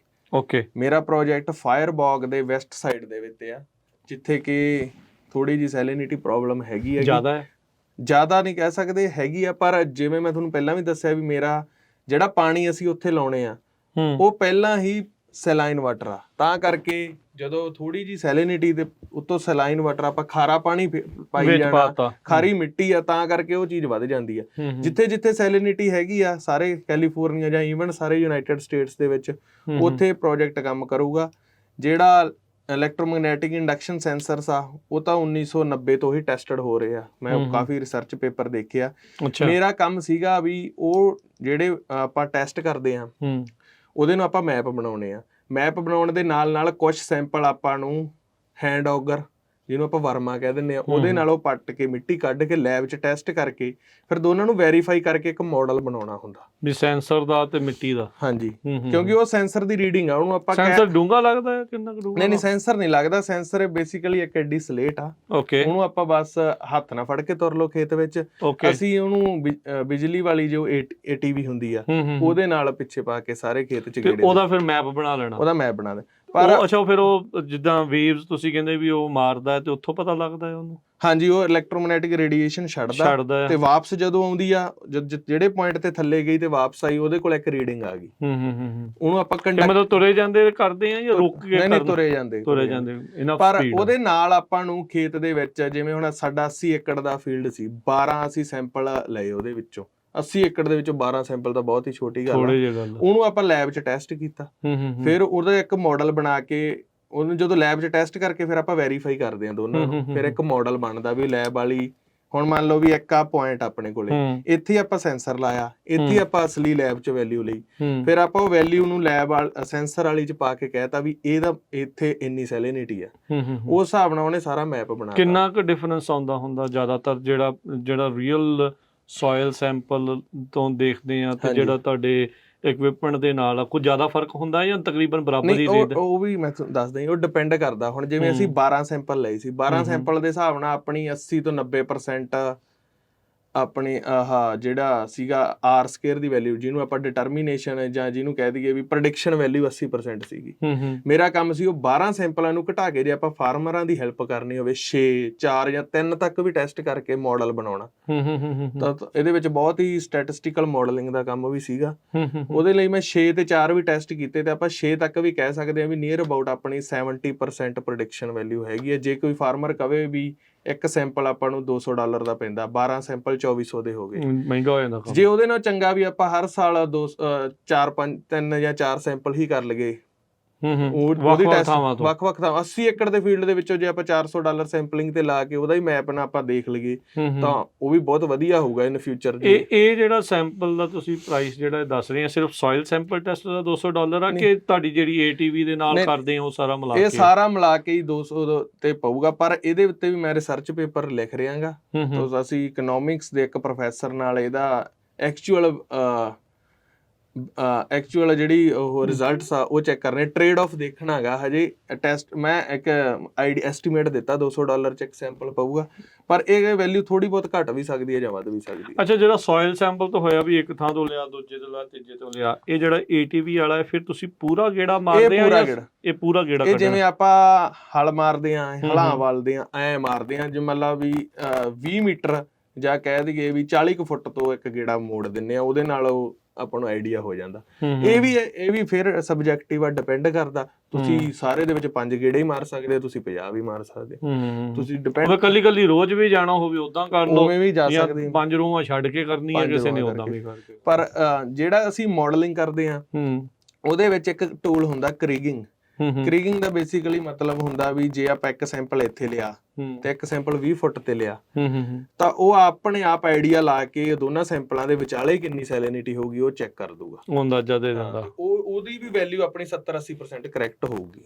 90 ਤੇ ਫਿਰ ਇਹਦਾ ਮਤਲਬ ਫਿਰ ਤਾਂ ਜੇ ਆਪਾਂ ਅਫੋਰਡੇਬਲ ਕੰਮ ਕਰਨਾ ਤਾਂ ਆਪਾਂ ਇੰਨਾ ਕੰਮ ਵਿੱਚ ਇੰਨੇ ਕੁ ਰੋਜ਼ ਇਹ ਇਕਵਿਪਮੈਂਟ ਜਿਹੜਾ ਹੁੰਦਾ ਆ ਜਿਹਦੇ ਨਾਲ ਤੁਸੀਂ ਇਹ ਜਿਹੜੀਆਂ ਵੇਵਸ ਦੇ ਜ਼ਰੀਏ ਕਰਦੇ ਹਿੱਟ ਕਰਦੇ ਆ ਤਾਂ ਬੇਸਿਕਲੀ ਆਉਂਦਾ ਆ, ਇਹ ਆਮ ਅਵੇਲੇਬਲ ਆ, ਇਹ ਰੈਂਟ ਤੇ ਲਿਆ ਜਾਂਦਾ ਆ ਜਾਂ ਇਹ ਸਪੈਸ਼ਲ ਕੰਪਨੀਆਂ ਜਿਹੜੀਆਂ ਆ ਕੇ ਕਰਦੀਆਂ? ਨਹੀਂ, ਇਹ ਇੱਕ GF ਇੰਸਟਰੂਮੈਂਟ ਕੰਪਨੀ ਹੈਗੀ। ਸਾਡਾ ਜਿਹੜਾ ਪ੍ਰੋਜੈਕਟ ਸੀਗਾ UC ਰਿਵਰਸਾਈਡ ਦੇ ਇੱਕ ਪ੍ਰੋਫੈਸਰ ਆ ਡਾਕਟਰ ਈਲੀਆ, ਅੱਛਾ ਜੀ, ਉਹਨਾਂ ਨਾਲ ਕੋਲੈਬੋਰੇਸ਼ਨ ਸੀ। ਉਹਨਾਂ ਨੇ ਆਪਦੀ ਗ੍ਰਾਂਟ ਦੇ ਵਿੱਚੋਂ ਖਰੀਦਿਆ ਹੋਇਆ ਨੀਅਰ ਅਬਾਊਟ $40,000 ਦਾ ਇਕਵਿਪਮੈਂਟ ਆ। ਜ਼ੈਕ ਰਿਪਬਲਿਕ ਦੀ ਇੱਕ ਕੰਪਨੀ ਹੈ GF ਇੰਸਟਰੂਮੈਂਟਸ, ਉਹਦੇ ਪਰ ਇਹ ਇਦੋਂ ਪਹਿਲਾਂ ਇੱਕ EM38 ਹੁੰਦਾ ਸੀ, ਉਹ ਥੋੜਾ ਜਿਹਾ ਮਤਲਬ 20-25,000 ਰੇਂਜ $US ਦੇ ਅਰਾਊਂਡ ਸੀਗਾ। ਪਰ ਜੇ ਆਪਾਂ ਵੱਡੇ ਫਾਰਮਰ ਨੂੰ ਟਾਰਗੇਟ ਕਰਦੇ ਆ ਜਿਨ੍ਹਾਂ ਕੋਲੇ 1000 ਏਕੜ ਆ, ਇਹ ਵਨ ਟਾਈਮ ਇਨਵੈਸਟਮੈਂਟ ਆ, ਉਹਨਾਂ ਲਈ ਤਾਂ ਇਹ ਇਕਵਿਪਮੈਂਟ ਆ ਬੈਨੀਫਿਟ ਆਉਣੇ, ਕਿਉਂਕਿ ATV ਤਾਂ ਉਹਨਾਂ ਦਾ ਚੱਲਦਾ ਹੀ ਰਹਿੰਦਾ ਹੈ। ਹਾਂਜੀ, ਉਹ ਤਾਂ ਫਿਰ ਪੂਰੇ ਖੇਤ ਦਾ ਹੀ ਜਿਹੜਾ ਉਹ ਬਣਾ ਸਕਦੇ ਆ ਮੈਪ, ਉਹਦੇ ਨਾਲ ਬੈਟਰ ਮੈਪ ਜਿਹੜਾ ਉਹ ਹੋ ਸਕਦਾ ਹੈ। ਚਲੋ, ਤੇ ਫਿਰ ਜਦੋਂ ਹੁਣ ਸੈਲਿਨਿਟੀ ਦਾ ਮੈਪ ਆ ਜਾਂਦਾ ਆ, ਤੁਸੀਂ ਕੋਈ ਸੋਲਿਊਸ਼ਨ ਵੀ ਦੱਸਦੇ ਆ ਉਹ ਸੈਲਿਨਿਟੀ ਦਾ ਕੀ ਸੋਲਿਊਸ਼ਨ ਕਰਨਾ ਆ, ਕਿ ਉਹਦੇ ਲਈ ਇੱਕ ਵੱਖਰਾ ਕਿਸੇ ਹੋਰ ਦੇ ਨਾਲ ਸੰਪਰਕ ਕਰਨਾ ਹੁੰਦਾ ਹੈ? ਸੈਲਿਨਿਟੀ ਦੇ ਸੋਲਿਊਸ਼ਨ ਲਈ ਇੱਕ ਆਪਣਾ USDA, ਆਪਣਾ United state department of agriculture ਦੀ ਇੱਕ ਲੈਬ ਆ ਗਈ, ਸਪੈਸ਼ਲ ਸੈਲਿਨਿਟੀ ਦੀ ਲੈਬ ਆ ਰਿਵਰਸਾਈਡ ਦੇ ਵਿੱਚ। ਜਿਹੜੇ ਮੇਰੇ ਪ੍ਰੋਫੈਸਰ ਮੈਂ ਦੱਸਿਆ ਉਹਦਾ ਪਾਰਟ ਆ ਗਏ। ਆਪਣੇ ਇੱਕ ਉੱਥੇ ਪੰਜਾਬੀ ਫੈਕਲਟੀ ਵੀ ਆ, ਡਾਕਟਰ ਦਵਿੰਦਰ ਸੰਧੂ, ਠੀਕ ਹੈ, ਉਹਨਾਂ ਦੀ ਵੈਬਸਾਈਟ ਸਪੈਸ਼ਲੀ ਡਿਜ਼ਾਈਨਡ ਆ ਗਈ ਸੈਲਿਨਿਟੀ ਦੇ ਆਨਸਰਸ ਲਈ।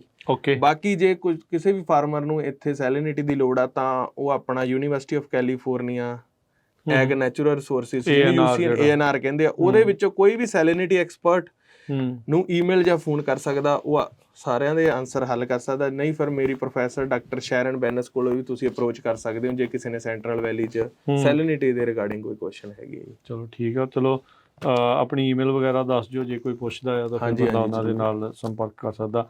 ਮੁਸਕਾਨ, ਤੁਸੀਂ ਜਿਹੜਾ ਦੱਸਿਓ ਇਹ ਚੀਜ਼ ਵੀ ਉੱਥੇ ਬਾਏ ਆਈ ਤੁਸੀਂ ਚੈੱਕ ਕਰਦੇ ਸੀਗੇ ਵੀ ਇਹ ਕਿੱਦਾਂ ਆ, ਠੀਕ ਆ, ਇੱਥੇ ਤੁਹਾਨੂੰ ਤਰ੍ਹਾਂ ਦੇ ਨਵੇਂ ਇਕਵਿਪਮੈਂਟ ਵਰਤਣ ਨੂੰ ਜਿਹੜੇ ਉਹ ਮਿਲੇ ਆ, ਸੋ ਐਕਸਾਈਟਮੈਂਟ ਬਹੁਤ ਹੋਣੀ ਹੈ ਉਸ ਚੀਜ਼ ਨੂੰ ਲੈ ਕੇ? ਬਹੁਤ ਜ਼ਿਆਦਾ, ਮੇਰਾ ਕੰਮ ਹੀ ਸਾਰਾ ਲੈਬ ਵਰਕ ਹੈ। ਫੀਲਡ ਵਰਕ ਮੇਰਾ ਬਹੁਤ ਘੱਟ ਹੈ। ਤੇ ਥੋੜਾ ਦੱਸੋ, ਐਕਸਪਲੇਨ ਕਰੋ ਕਿੱਦਾਂ ਦਾ ਇਕਵਿਪਮੈਂਟ ਹੁੰਦਾ ਹੈ, ਕਿਵੇਂ ਜਿਹੜਾ ਉਹ ਪ੍ਰੋਸੈਸ ਕੀ ਹੁੰਦੇ ਆ? ਜਿਵੇਂ ਮੇਰਾ ਕੰਮ ਹੈਗਾ, ਮੇਰੇ ਕੋਲ 2 ਕੋਟਨ ਦੀ ਵੈਰਾਈਟੀਆਂ ਹੁੰਦੀਆਂ ਨੇ, ਇੱਕ ਅਪਲੈਂਡ ਤੇ ਇੱਕ ਪੀਮਾ। ਤੇ ਮੈਂ ਕੀ ਕਰਦੀ ਆ, ਉਹਨਾਂ ਵਿੱਚ ਪਹਿਲੇ ਉਹਨਾਂ ਨੂੰ ਗ੍ਰੀਨ ਹਾਊਸ ਵਿੱਚ ਉਹਨਾਂ ਨੂੰ ਉਗਾਨੀ ਆ ਪਲਾਂਟਸ ਨੂੰ, ਤੇ ਫਿਰ ਉਹਨਾਂ ਵਿੱਚ ਹੀ ਆਪ ਹੀ ਫੁਜ਼ੇਰੀਅਮ ਇਨੋਕੂਲੇਟ ਕਰ ਦੇਣੀ, ਆਪ ਹੀ ਫੁਜ਼ੇਰੀਅਮ ਪਾ ਦੇਣੀ ਆ, ਇੰਟਰੋਡਿਊਸ ਕਰ ਦੇਣੀ, ਇੰਟਰੋਡਿਊਸ ਕਰ ਦੇਣੀ ਵੀ ਚੈੱਕ ਕਰਨ ਨੂੰ। ਫਿਰ ਉਸ ਤੋਂ ਬਾਅਦ ਆਫਟਰ 6 ਵੀਕ ਉਹਨਾਂ ਦੇ ਪੱਤੇ ਲੈ ਕੇ ਉਹਨੂੰ ਡਾਈਸੈਕਟ ਕਰਕੇ ਉਹਨਾਂ ਵਿੱਚ ਮੈਂ DNA ਕੱਢਦੀ ਆ, ਤੇ ਉਹ DNA ਨੂੰ ਕੱਢ ਕੇ ਮਤਲਬ ਫੰਗਸ ਪੂਰੇ ਪਲਾਂਟ 'ਚ ਫੈਲ ਜਾਂਦੀ ਹੈ? ਹਾਂਜੀ, ਥਰੂ ਰੂਟਸ ਤੋਂ ਚੱਲਦੀ ਆ ਤੇ ਸਾਰੇ ਜਗ੍ਹਾ ਪੈ ਜਾਂਦੀ ਹੈ।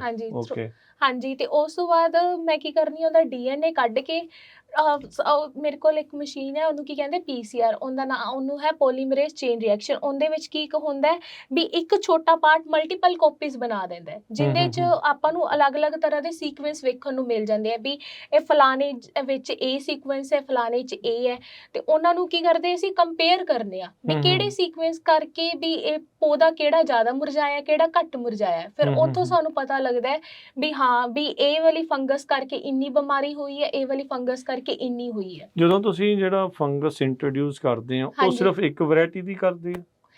ਉਹ ਆਪਾਂ ਡਿਫਰੈਂਟ ਵੈਰਾਈਟੀਜ਼ ਦੇ ਕਰਦੇ ਆ, ਮਤਲਬ ਇੱਕ ਡਿਫਰੈਂਟ ਵੈਰਾਈਟੀ ਦੀ ਉਹ ਆਟੋਮੈਟਿਕਲੀ ਕੀ ਉਹ ਚੇਂਜ ਹੋ ਜਾਂਦੀ ਆ ਇੰਟਰਨਲੀ, ਇੱਕੋ ਦੇ ਵਿੱਚ ਮਲਟੀਪਲ ਤੁਹਾਨੂੰ ਵੀ ਦਿਖ ਜਾਂਦੀਆਂ ਵੈਰਾਈਟੀਜ਼ ਆ ਜਾਂਦੀਆਂ? ਤਾਂ ਹੀ ਮੇਰਾ ਕੰਮ ਹੈ 6 ਤਰ੍ਹਾਂ ਦੀ ਜੀਨਸ ਨੂੰ ਚੈੱਕ ਕਰਨਾ, ਕਿਉਂਕਿ ਹਰ ਇੱਕ ਵੈਰਾਈਟੀ ਦੀ ਅਲੱਗ-ਅਲੱਗ ਹੁੰਦੀ ਹੈ। ਜਦੋਂ ਤੁਸੀਂ ਇੱਕ ਪਾਉਂਦੇ ਆ ਤਾਂ ਮਲਟੀਪਲ ਵੀ ਬਣ ਜਾਂਦੀਆਂ ਵੈਰਾਈਟੀਆਂ ਅੱਗੇ ਆਪੇ? ਹਾਂਜੀ, ਉਹ ਆਪਸ ਵਿੱਚ ਇੰਟਰ ਰਿਲੇਟ ਕਰ ਦਿੰਦੇ ਆ ਜੀਨਸ ਕਰਕੇ। ਫੁਜ਼ੇਰੀਅਮ ਦੀ ਤਾਂ ਇੱਕ ਹੀ ਰਹਿੰਦੀ ਹੈ। ਹਾਂਜੀ, ਉਹਦੇ ਵਿੱਚ ਜੀਨ ਡਿਫਰੈਂਟ, ਹਾਂਜੀ, ਉਹ ਜੀਨਸ ਅੱਗੋਂ ਡਿਫਰੈਂਟ ਹੋ ਜਾਂਦੀਆਂ, ਉਸ ਹਿਸਾਬ ਦੇ ਨਾਲ ਫਿਰ ਉਹ ਮਾਰ ਕਰਦੀ ਹੈ। ਹਾਂਜੀ, ਅੱਛਾ, ਜੇ ਇੱਕ ਹੀ ਜ਼ਿਆਦਾ ਕਾਟਨ ਤੇ ਇਹਦਾ ਫੁਜ਼ੇਰੀਅਮ ਜਿਹੜੀ ਫੰਗਸ ਹੈ ਇਹਦਾ ਅਸਰ ਆ ਜਾਂ ਹੋਰ ਵੀ ਪਲਾਂਟਸ? ਨਹੀਂ, ਸੋਇਆਬੀਨ ਤੇ ਟੋਮੈਟੋ ਤੇ ਸਭ ਤੋਂ ਪਹਿਲੇ ਪਾਇਆ ਹੀ ਸੋਇਆਬੀਨ ਤੇ ਗਿਆ ਸੀ, ਫਿਰ ਉਸ ਤੋਂ ਬਾਅਦ ਟੋਮੈਟੋ ਤੇ ਰਿਸਰਚ ਹੋਈ, ਗਾਰਲਿਕ ਤੇ ਹੋਈ, ਐਂਡ ਦੈਨ ਕਾਟਨ ਤੇ ਇਹਦਾ ਮੇਜਰ ਇਫੈਕਟ ਹੈ। ਕੀ ਸਿੰਪਟਮ ਹੁੰਦੇ ਆ ਵੀ ਜਦੋਂ ਕਿਸੇ ਨੂੰ ਇਹ ਜਿਹੜੀ ਕਿਸੇ ਪੌਦੇ ਨੂੰ ਇਹ ਜਿਹੜੀ ਫੰਗਸ ਲੱਗੀ ਹੁੰਦੀ, ਕੀ ਦੇਖਣ ਨੂੰ ਕੀ ਪਤਾ ਲੱਗਦਾ? ਸਾਰੇ ਤੋਂ ਪਹਿਲੇ ਪੱਤਾ ਮੁਰਝਾਣਾ ਸ਼ੁਰੂ ਹੁੰਦਾ ਹੈ, ਪਹਿਲੇ ਪੀਲਾਪਨ ਆਉਂਦਾ ਹੈ, ਫਿਰ ਮੁਰਝਾਣਾ ਸ਼ੁਰੂ ਹੁੰਦਾ ਹੈ, ਫਿਰ ਉਹਦੀ ਟਿਪ ਬਰਾਊਨ ਹੋਣੀ ਸ਼ੁਰੂ ਹੋ ਜਾਂਦੀ ਹੈ, ਭੂਰੇ ਰੰਗ ਦੀ ਹੋਣੀ ਸ਼ੁਰੂ ਹੋ ਜਾਂਦੀ ਹੈ ਤੇ ਡਿੱਗ ਜਾਂਦਾ। ਹਾਂਜੀ, ਤੇ ਪੱਤਾ ਉਹੀ ਡਿੱਗ ਜਾਂਦਾ। ਕਿੰਨੇ ਦਿਨਾਂ ਦੇ ਵਿੱਚ ਡੈਡ ਹੋ ਜਾਂਦਾ ਪਲਾਂਟ? ਇਹ 1 ਮਹੀਨੇ ਵਿੱਚ ਪੂਰਾ ਡੈਡ ਹੋ ਜਾਂਦਾ ਹੈ, ਕਿਉਂਕਿ 2 ਤਰ੍ਹਾਂ ਦੀ ਹੁੰਦੀ ਹੈ, ਇੱਕ ਟੈਂਪਰੇਰੀ, ਇੱਕ ਪਰਮਾਨੈਂਟ ਹੁੰਦੀ ਹੈ। ਇਹ ਥੋੜਾ ਐਕਸਪਲੇਨ ਕਰੋ ਇਹਦਾ। ਹਾਂਜੀ, ਟੈਂਪਰੇਰੀ ਮਤਲਬ ਪਲਾਂਟਸ ਵਿੱਚ ਵੀ ਇੱਕ ਤਰ੍ਹਾਂ ਦਾ ਮੈਕੈਨਿਜ਼ਮ ਹੁੰਦਾ, ਉਹ ਵੀ ਆਪਦੇ ਆਪ ਨੂੰ ਬਚਾਉਂਦਾ ਹੈ ਫੰਗਸ ਤੋਂ, ਜਿੱਦਾਂ ਆਪਣੇ ਵਾਈਟ ਬਲੱਡ ਸੈੱਲ ਹੁੰਦੇ ਆ। ਹਾਂਜੀ, ਇਹਨਾਂ ਵਿੱਚ ਵੀ ਸਪੈਸ਼ਲ ਤਰ੍ਹਾਂ ਦੇ ਇੱਕ ਤਰ੍ਹਾਂ ਦੇ ਐਸਿਡਸ ਹੁੰਦੇ ਆ ਪਲਾਂਟਸ ਵਿੱਚ ਵੀ, ਉਹ ਕੀ ਕਰਦੇ ਨੇ, ਉਹ ਕਿਲ ਕਰਨਾ ਸ਼ੁਰੂ ਕਰ ਦਿੰਦੇ ਨੇ। ਬਟ ਇੰਨੀ ਪਾਵਰ ਨਹੀਂ ਹੁੰਦੀ ਜਦੋਂ ਤੱਕ ਉਹ ਫਿਰ ਉਸ ਤੋਂ ਬਾਅਦ ਜੇ ਆਪਾਂ ਨੂੰ ਪਤਾ ਲੱਗ ਜੇ ਟੈਂਪਰੇਰੀ ਸਟੇਜ ਤੇ ਆਪਾਂ ਆਪਦੇ ਪੌਦੇ ਨੂੰ ਬਚਾ ਸਕਦੇ ਹਾਂ। ਆਪਾਂ ਉਹਨੂੰ ਅਲੱਗ-ਅਲੱਗ ਤਰ੍ਹਾਂ ਦੇ ਬਾਇਓ ਕੰਟਰੋਲ ਦੇ ਸਕਦੇ ਆ, ਸਪਰੇ ਕਰ ਸਕਦੇ ਆ, ਪਰ ਜਦੋਂ ਇਹ ਪਰਮਾਨੈਂਟ ਸਟੇਜ ਤੇ ਪਹੁੰਚ ਕੇ ਉਦੋਂ ਦਾ ਕੋਈ ਹੱਲ ਨਹੀਂ। ਹਾਂਜੀ, ਪੱਟ ਕੇ ਸਿੱਟੋ। ਹਾਂਜੀ।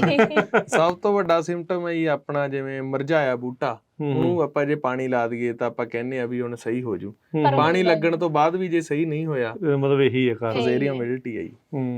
ਇਹ ਵਿਲਟ ਕਰ ਦਿੰਦਾ ਹੈ। ਹਾਂਜੀ, ਜ਼ਿਆਦਾਤਰ ਵਿਲਟ ਦਾ ਮਤਲਬ ਹੁੰਦਾ ਮੁਰਝਾਉਣਾ, ਤੇ ਉਹਦਾ ਸਭ ਤੋਂ ਵੱਡਾ ਕਾਰਨ ਫਜ਼ੇਰੀਅਮ ਹੈ। ਮੈਂ ਦੇਖ ਰਿਹਾ ਸੀ ਮੇਰੇ ਨਾ ਘਰੇ ਇੱਕ 3 ਸਾਲ ਦਾ ਚਾਈਨੀਜ਼ ਪਿਸਤੇ ਦਾ ਬੂਟਾ ਸੀਗਾ। ਹਾਂਜੀ, ਉਹ ਅਚਨਚੇਤੇ 2 ਦਿਨਾਂ 'ਚ ਹੀ ਮਰ ਗਿਆ ਤੇ ਪੱਤੇ ਉਹਦੇ ਸਾਰੇ ਭੂਰੇ ਹੋ ਗਏ। ਤੇ ਉਹ ਫਿਰ ਹੁਣ ਮੈਨੂੰ ਤਾਂ ਪਤਾ ਨਹੀਂ, ਟੈਸਟਿੰਗ ਦੇ ਲਈ ਆਪਣੇ ਕੋਲ ਕੁਛ ਨਹੀਂ ਹੈ, ਮੈਂ ਅੰਦਾਜ਼ਾ ਹੀ ਬੰਦਾ ਲਾ ਸਕਦਾ ਵੀ ਇਹਨੂੰ ਵੀ ਕੋਈ ਨਾ ਕੋਈ ਇਸ ਤਰੀਕੇ ਦੀ ਜਿਹੜੀ ਬਿਮਾਰੀ ਪੈ ਜਾਂਦੀ ਆ।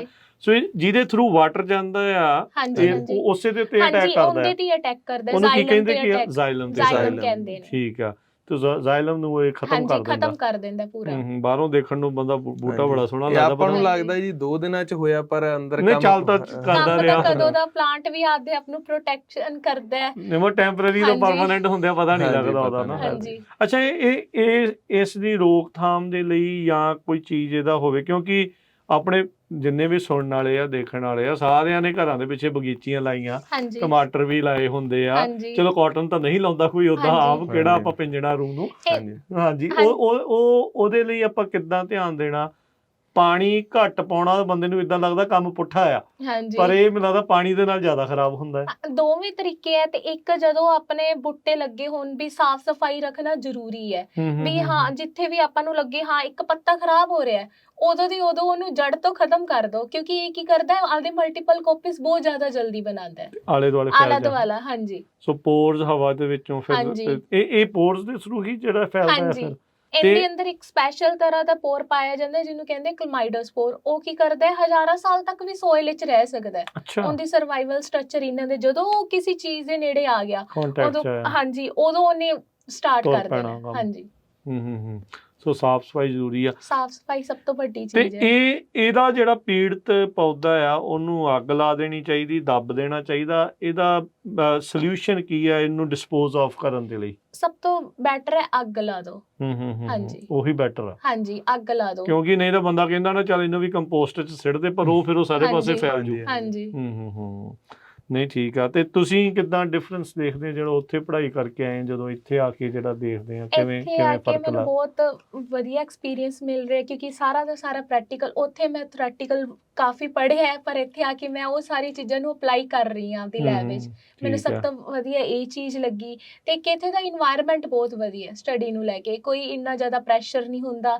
ਦਿਨ ਵਿੱਚ ਇੱਕ ਕਲਾਸ ਹੁੰਦੀ ਹੈ, ਸਾਰਾ ਦਿਨ ਸਾਨੂੰ ਲੈਬ ਵਰਕ ਹੁੰਦਾ ਹੈ। ਠੀਕ ਆ, ਹਾਂਜੀ, ਚਲੋ ਨਹੀਂ ਵਧੀਆ। ਤੇ ਮਨਜੋਤ, ਹੁਣ ਜਦੋਂ ਤੁਸੀਂ ਗ੍ਰੈਜੂਏਟ ਹੋ ਗਏ, ਤੁਸੀਂ ਕਿਹਾ ਵੀ ਵਾਕ ਵੀ ਲੈ ਲਈ ਆ, ਤੇ ਜੌਬ ਦਾ ਹੁਣ ਅੱਗੇ ਕੀ ਪੋਜੀਸ਼ਨ ਆ? ਜੌਬ ਦਾ ਹੀ, ਹਾਂਜੀ, ਮੈਂ 1-2 ਇੰਟਰਵਿਊ ਦਿੱਤੀਆਂ। ਬਾਕੀ ਮੈਂ UCNR ਨਾਲ ਪਹਿਲਾਂ ਕੰਮ ਕੀਤਾ, ਇੱਥੇ ਆਪਣੇ ਡਾਕਟਰ ਮਨਪ੍ਰੀਤ ਸਿੰਘ ਆਈ, ਉਹ ਵੀ ਆਪਣੇ ਸ਼ੋਅ ਤੇ ਵੀ ਕਈ ਵਾਰੀ ਆਏ ਆ। ਹਾਂਜੀ, ਉਹ ਵੀ ਆਪਣਾ ਮਾਸਟਰਸ ਕਰਕੇ ਆਏ ਸੀ PAU ਤੋਂ, PhD ਉਹਨਾਂ ਨੇ ਟੈਕਸਸ ਚੋਂ ਕੀਤੀ, ਟੈਕਸਸ ਟੈਕ ਚੋਂ, ਤੇ ਹੁਣ ਇੱਥੇ ਐਡਵਾਈਜ਼ਰ ਆ ਗਏ। ਉਹਨਾਂ ਨਾਲ ਲਾਸਟ ਟਾਈਮ ਜਦੋਂ ਗੱਲ ਹੋਈ ਸੀ, ਉਹ ਤੇ ਇੱਕ ਆਪਣੇ ਡਾਕਟਰ ਮੇ ਕੋਲੰਬਰ ਆ, ਉਹ ਦੋਨੇ ਇੰਟਰਸਟਡ ਆ ਮੈਨੂੰ ਹਾਇਰ ਕਰਨ ਚ। ਦੇਖ ਰਹੇ ਆ ਜੇ ਉਹ ਪੋਜੀਸ਼ਨ ਚੱਲ ਗਈ ਤਾਂ ਮੋਸਟ ਲਾਈਕਲੀ ਡਰੋਨ ਵੀ ਚਲਾ ਲੈਂਦੇ। ਹਾਂਜੀ, ਡਰੋਨ ਮੈਂ ਕਾਫੀ ਇੰਟਰਸਟ ਹੁਣ ਪ੍ਰੈਸੀਜਨ ਐਗਰੀਕਲਚਰ ਚ।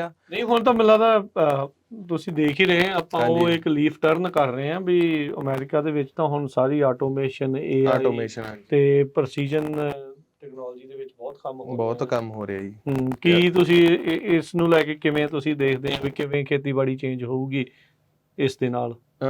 ਹਾਂਜੀ, ਕੱਲਾ ਪ੍ਰੈਸੀਜਨ ਐਗਰੀਕਲਚਰ ਨਹੀਂ, ਮੈਂ AI ਨੂੰ ਵੀ ਵਿੱਚ ਲੈ ਕੇ ਦੋਨਾਂ ਦੇ ਜੇ ਆਪਾਂ ਕੋਲੈਬੋਰੇਸ਼ਨ ਦੇ ਨਾਲ ਦੇਖਾਂਗੇ ਤਾਂ 100% ਆਟੋਮੇਸ਼ਨ ਵੀ ਹੋ ਸਕਦੀ ਆ। ਸਪੈਸ਼ਲੀ ਕੁਝ ਕ੍ਰੌਪਸ ਨੂੰ ਛੱਡ ਕੇ, ਜਿਵੇਂ ਸਟ੍ਰਾਬੇਰੀ ਹੋ ਗਈ, ਉਹਦੇ ਵਿੱਚ ਵੀ ਬਹੁਤ ਆਪਣੇ ਪ੍ਰੋਜੈਕਟ ਅੱਗੇ ਆਏ ਆ ਸਟ੍ਰਾਬੇਰੀ ਤੋੜਨ ਵਾਲੇ, ਪਰ ਕੁਝ ਕੁ ਪੱਤੇ ਹੇਠਾਂ ਜੋ ਸਟ੍ਰਾਬੇਰੀ ਲੁਕ ਜਾਂਦੀ ਆ, ਉਹ ਜਿਹੜੀ ਮੈਨੂਅਲ ਲੇਬਰ ਆ ਉਹੀ ਕੱਢ ਸਕਦੇ ਆ, ਦੂਜੇ ਨਹੀਂ ਕੱਢ ਸਕਦੇ। ਪਰ ਇਹ ਤਾਂ ਫਿਰ ਯਾਰ ਲੋਕ ਕਹਿਣਗੇ ਤੁਸੀਂ ਤਾਂ ਹੁਣ ਸਾਡੀ ਰੋਜੀ ਰੋਟੀ ਤੇ ਲੱਤ ਹੀ ਮਾਰ ਦੇਣੀ ਜੇ ਸਾਰਾ ਕੁਝ ਹੀ ਆਟੋਮੇਟ ਕਰਤਾ ਤਾਂ ਹੈ। ਇਹ ਬੈਲੈਂਸ ਵੀ ਬਣਾਉਣਾ ਪੈਣਾ ਹੈ। ਹਾਂਜੀ, ਬਿਲਕੁਲ ਬਣਾਉਣਾ ਪੈਣਾ ਹੀ। ਪਰ ਮੇਰਾ ਜੋ ਪਰਸਨਲ ਪ੍ਰੋਜੈਕਟ ਸੀਗਾ ਉਹ ਤਾਂ ਅਸੀਂ ਡਰੋਨ ਨਾਲ ਮਲਟੀ ਸਪੈਕਟਰਲ ਸੈਂਸਰ ਹੁੰਦਾ, ਉਹ ਜਦੋਂ ਆਪਾਂ ਉੱਤੋਂ ਦੀ ਉਡਾਉਣੇ ਆ NDVI ਨਾਲ, ਜਦੋਂ ਉਹਦੇ ਨਾਲ ਫਿਰ ਅਗੇਨ ਉਹੀ ਆਪਣਾ ਰੇਡੀਏਸ਼ਨਸ ਥੱਲੇ ਆਉਂਦੀਆਂ, ਜਦੋਂ ਵਾਪਸ ਸੈਂਸਰ ਕੈਚ ਕਰਦਾ ਉਹਦੇ ਨਾਲ ਆਪਾਂ ਨੂੰ ਪੱਤੇ ਦਾ ਹਰਾ ਇੰਡੈਕਸ ਤੋਂ ਪਤਾ ਲੱਗ ਜਾਂਦਾ ਹੈਗਾ। ਫਿਰ ਉਹਦੇ ਤੋਂ ਅਸੀਂ ਫਿਰ ਅਗੇਨ ਮੈਪ ਬਣਾਉਣਾ, ਮੈਪ ਬਣਾ ਕੇ ਉਹਦੀ ਕਨੋਪੀ ਕਵਰ ਦੇਖਣੀ ਹੈ। ਕਨੋਪੀ ਕਵਰ ਕੀ ਹੁੰਦਾ ਜੀ, ਵੀ ਆਪਣਾ ਕਿੰਨੇ % ਉਹਦੀ ਡੈਂਸਿਟੀ ਹੈ, ਜੇ ਉੱਤੋਂ ਆਪਾਂ ਕੋਈ ਵੀ ਫੋਟੋ ਦੇਖੀਏ ਕਿੰਨਾ ਖਾਲੀ ਥਾਂ ਤੇ ਕਿੰਨਾ ਪੱਤਿਆਂ ਨਾਲ ਭਰਿਆ ਪਿਆ, ਉਹਦੇ ਨਾਲ ਆਪਾਂ ਗਾਂ ਇਰੀਗੇਸ਼ਨ ਮਾਡਲ ਬਣਾ ਲਾਂਗੇ। ਮਾਡਲ ਨਾਲ ਆਪਾਂ ਨੂੰ ਪਤਾ ਲੱਗੂਗਾ ਵੀ ਕਦੋਂ ਪਾਣੀ ਲਾਉਣਾ ਚਾਹੀਦਾ, ਕਿੰਨਾ ਲਾਉਣਾ ਚਾਹੀਦਾ, ਕਿਹੜੀ ਸਟੇਜ ਤੇ ਲਾਉਣਾ ਚਾਹੀਦਾ। ਤੇ ਨਿਊਟ੍ਰੀਐਂਟਸ ਦਾ ਵੀ ਪਤਾ ਲੱਗ ਜਾਂਦਾ ਵੀ ਕੀ ਘਾਟ ਵੱਧ ਹੈਗੀ। ਹਾਂਜੀ, ਨਿਊਟ੍ਰੀਐਂਟਸ ਨਾਲ ਅਗੇਨ ਆਪਾਂ ਨੂੰ ਮਾਡਲ ਚੈੱਕ ਕਰਨਾ ਪੈਣਾ ਗਾ।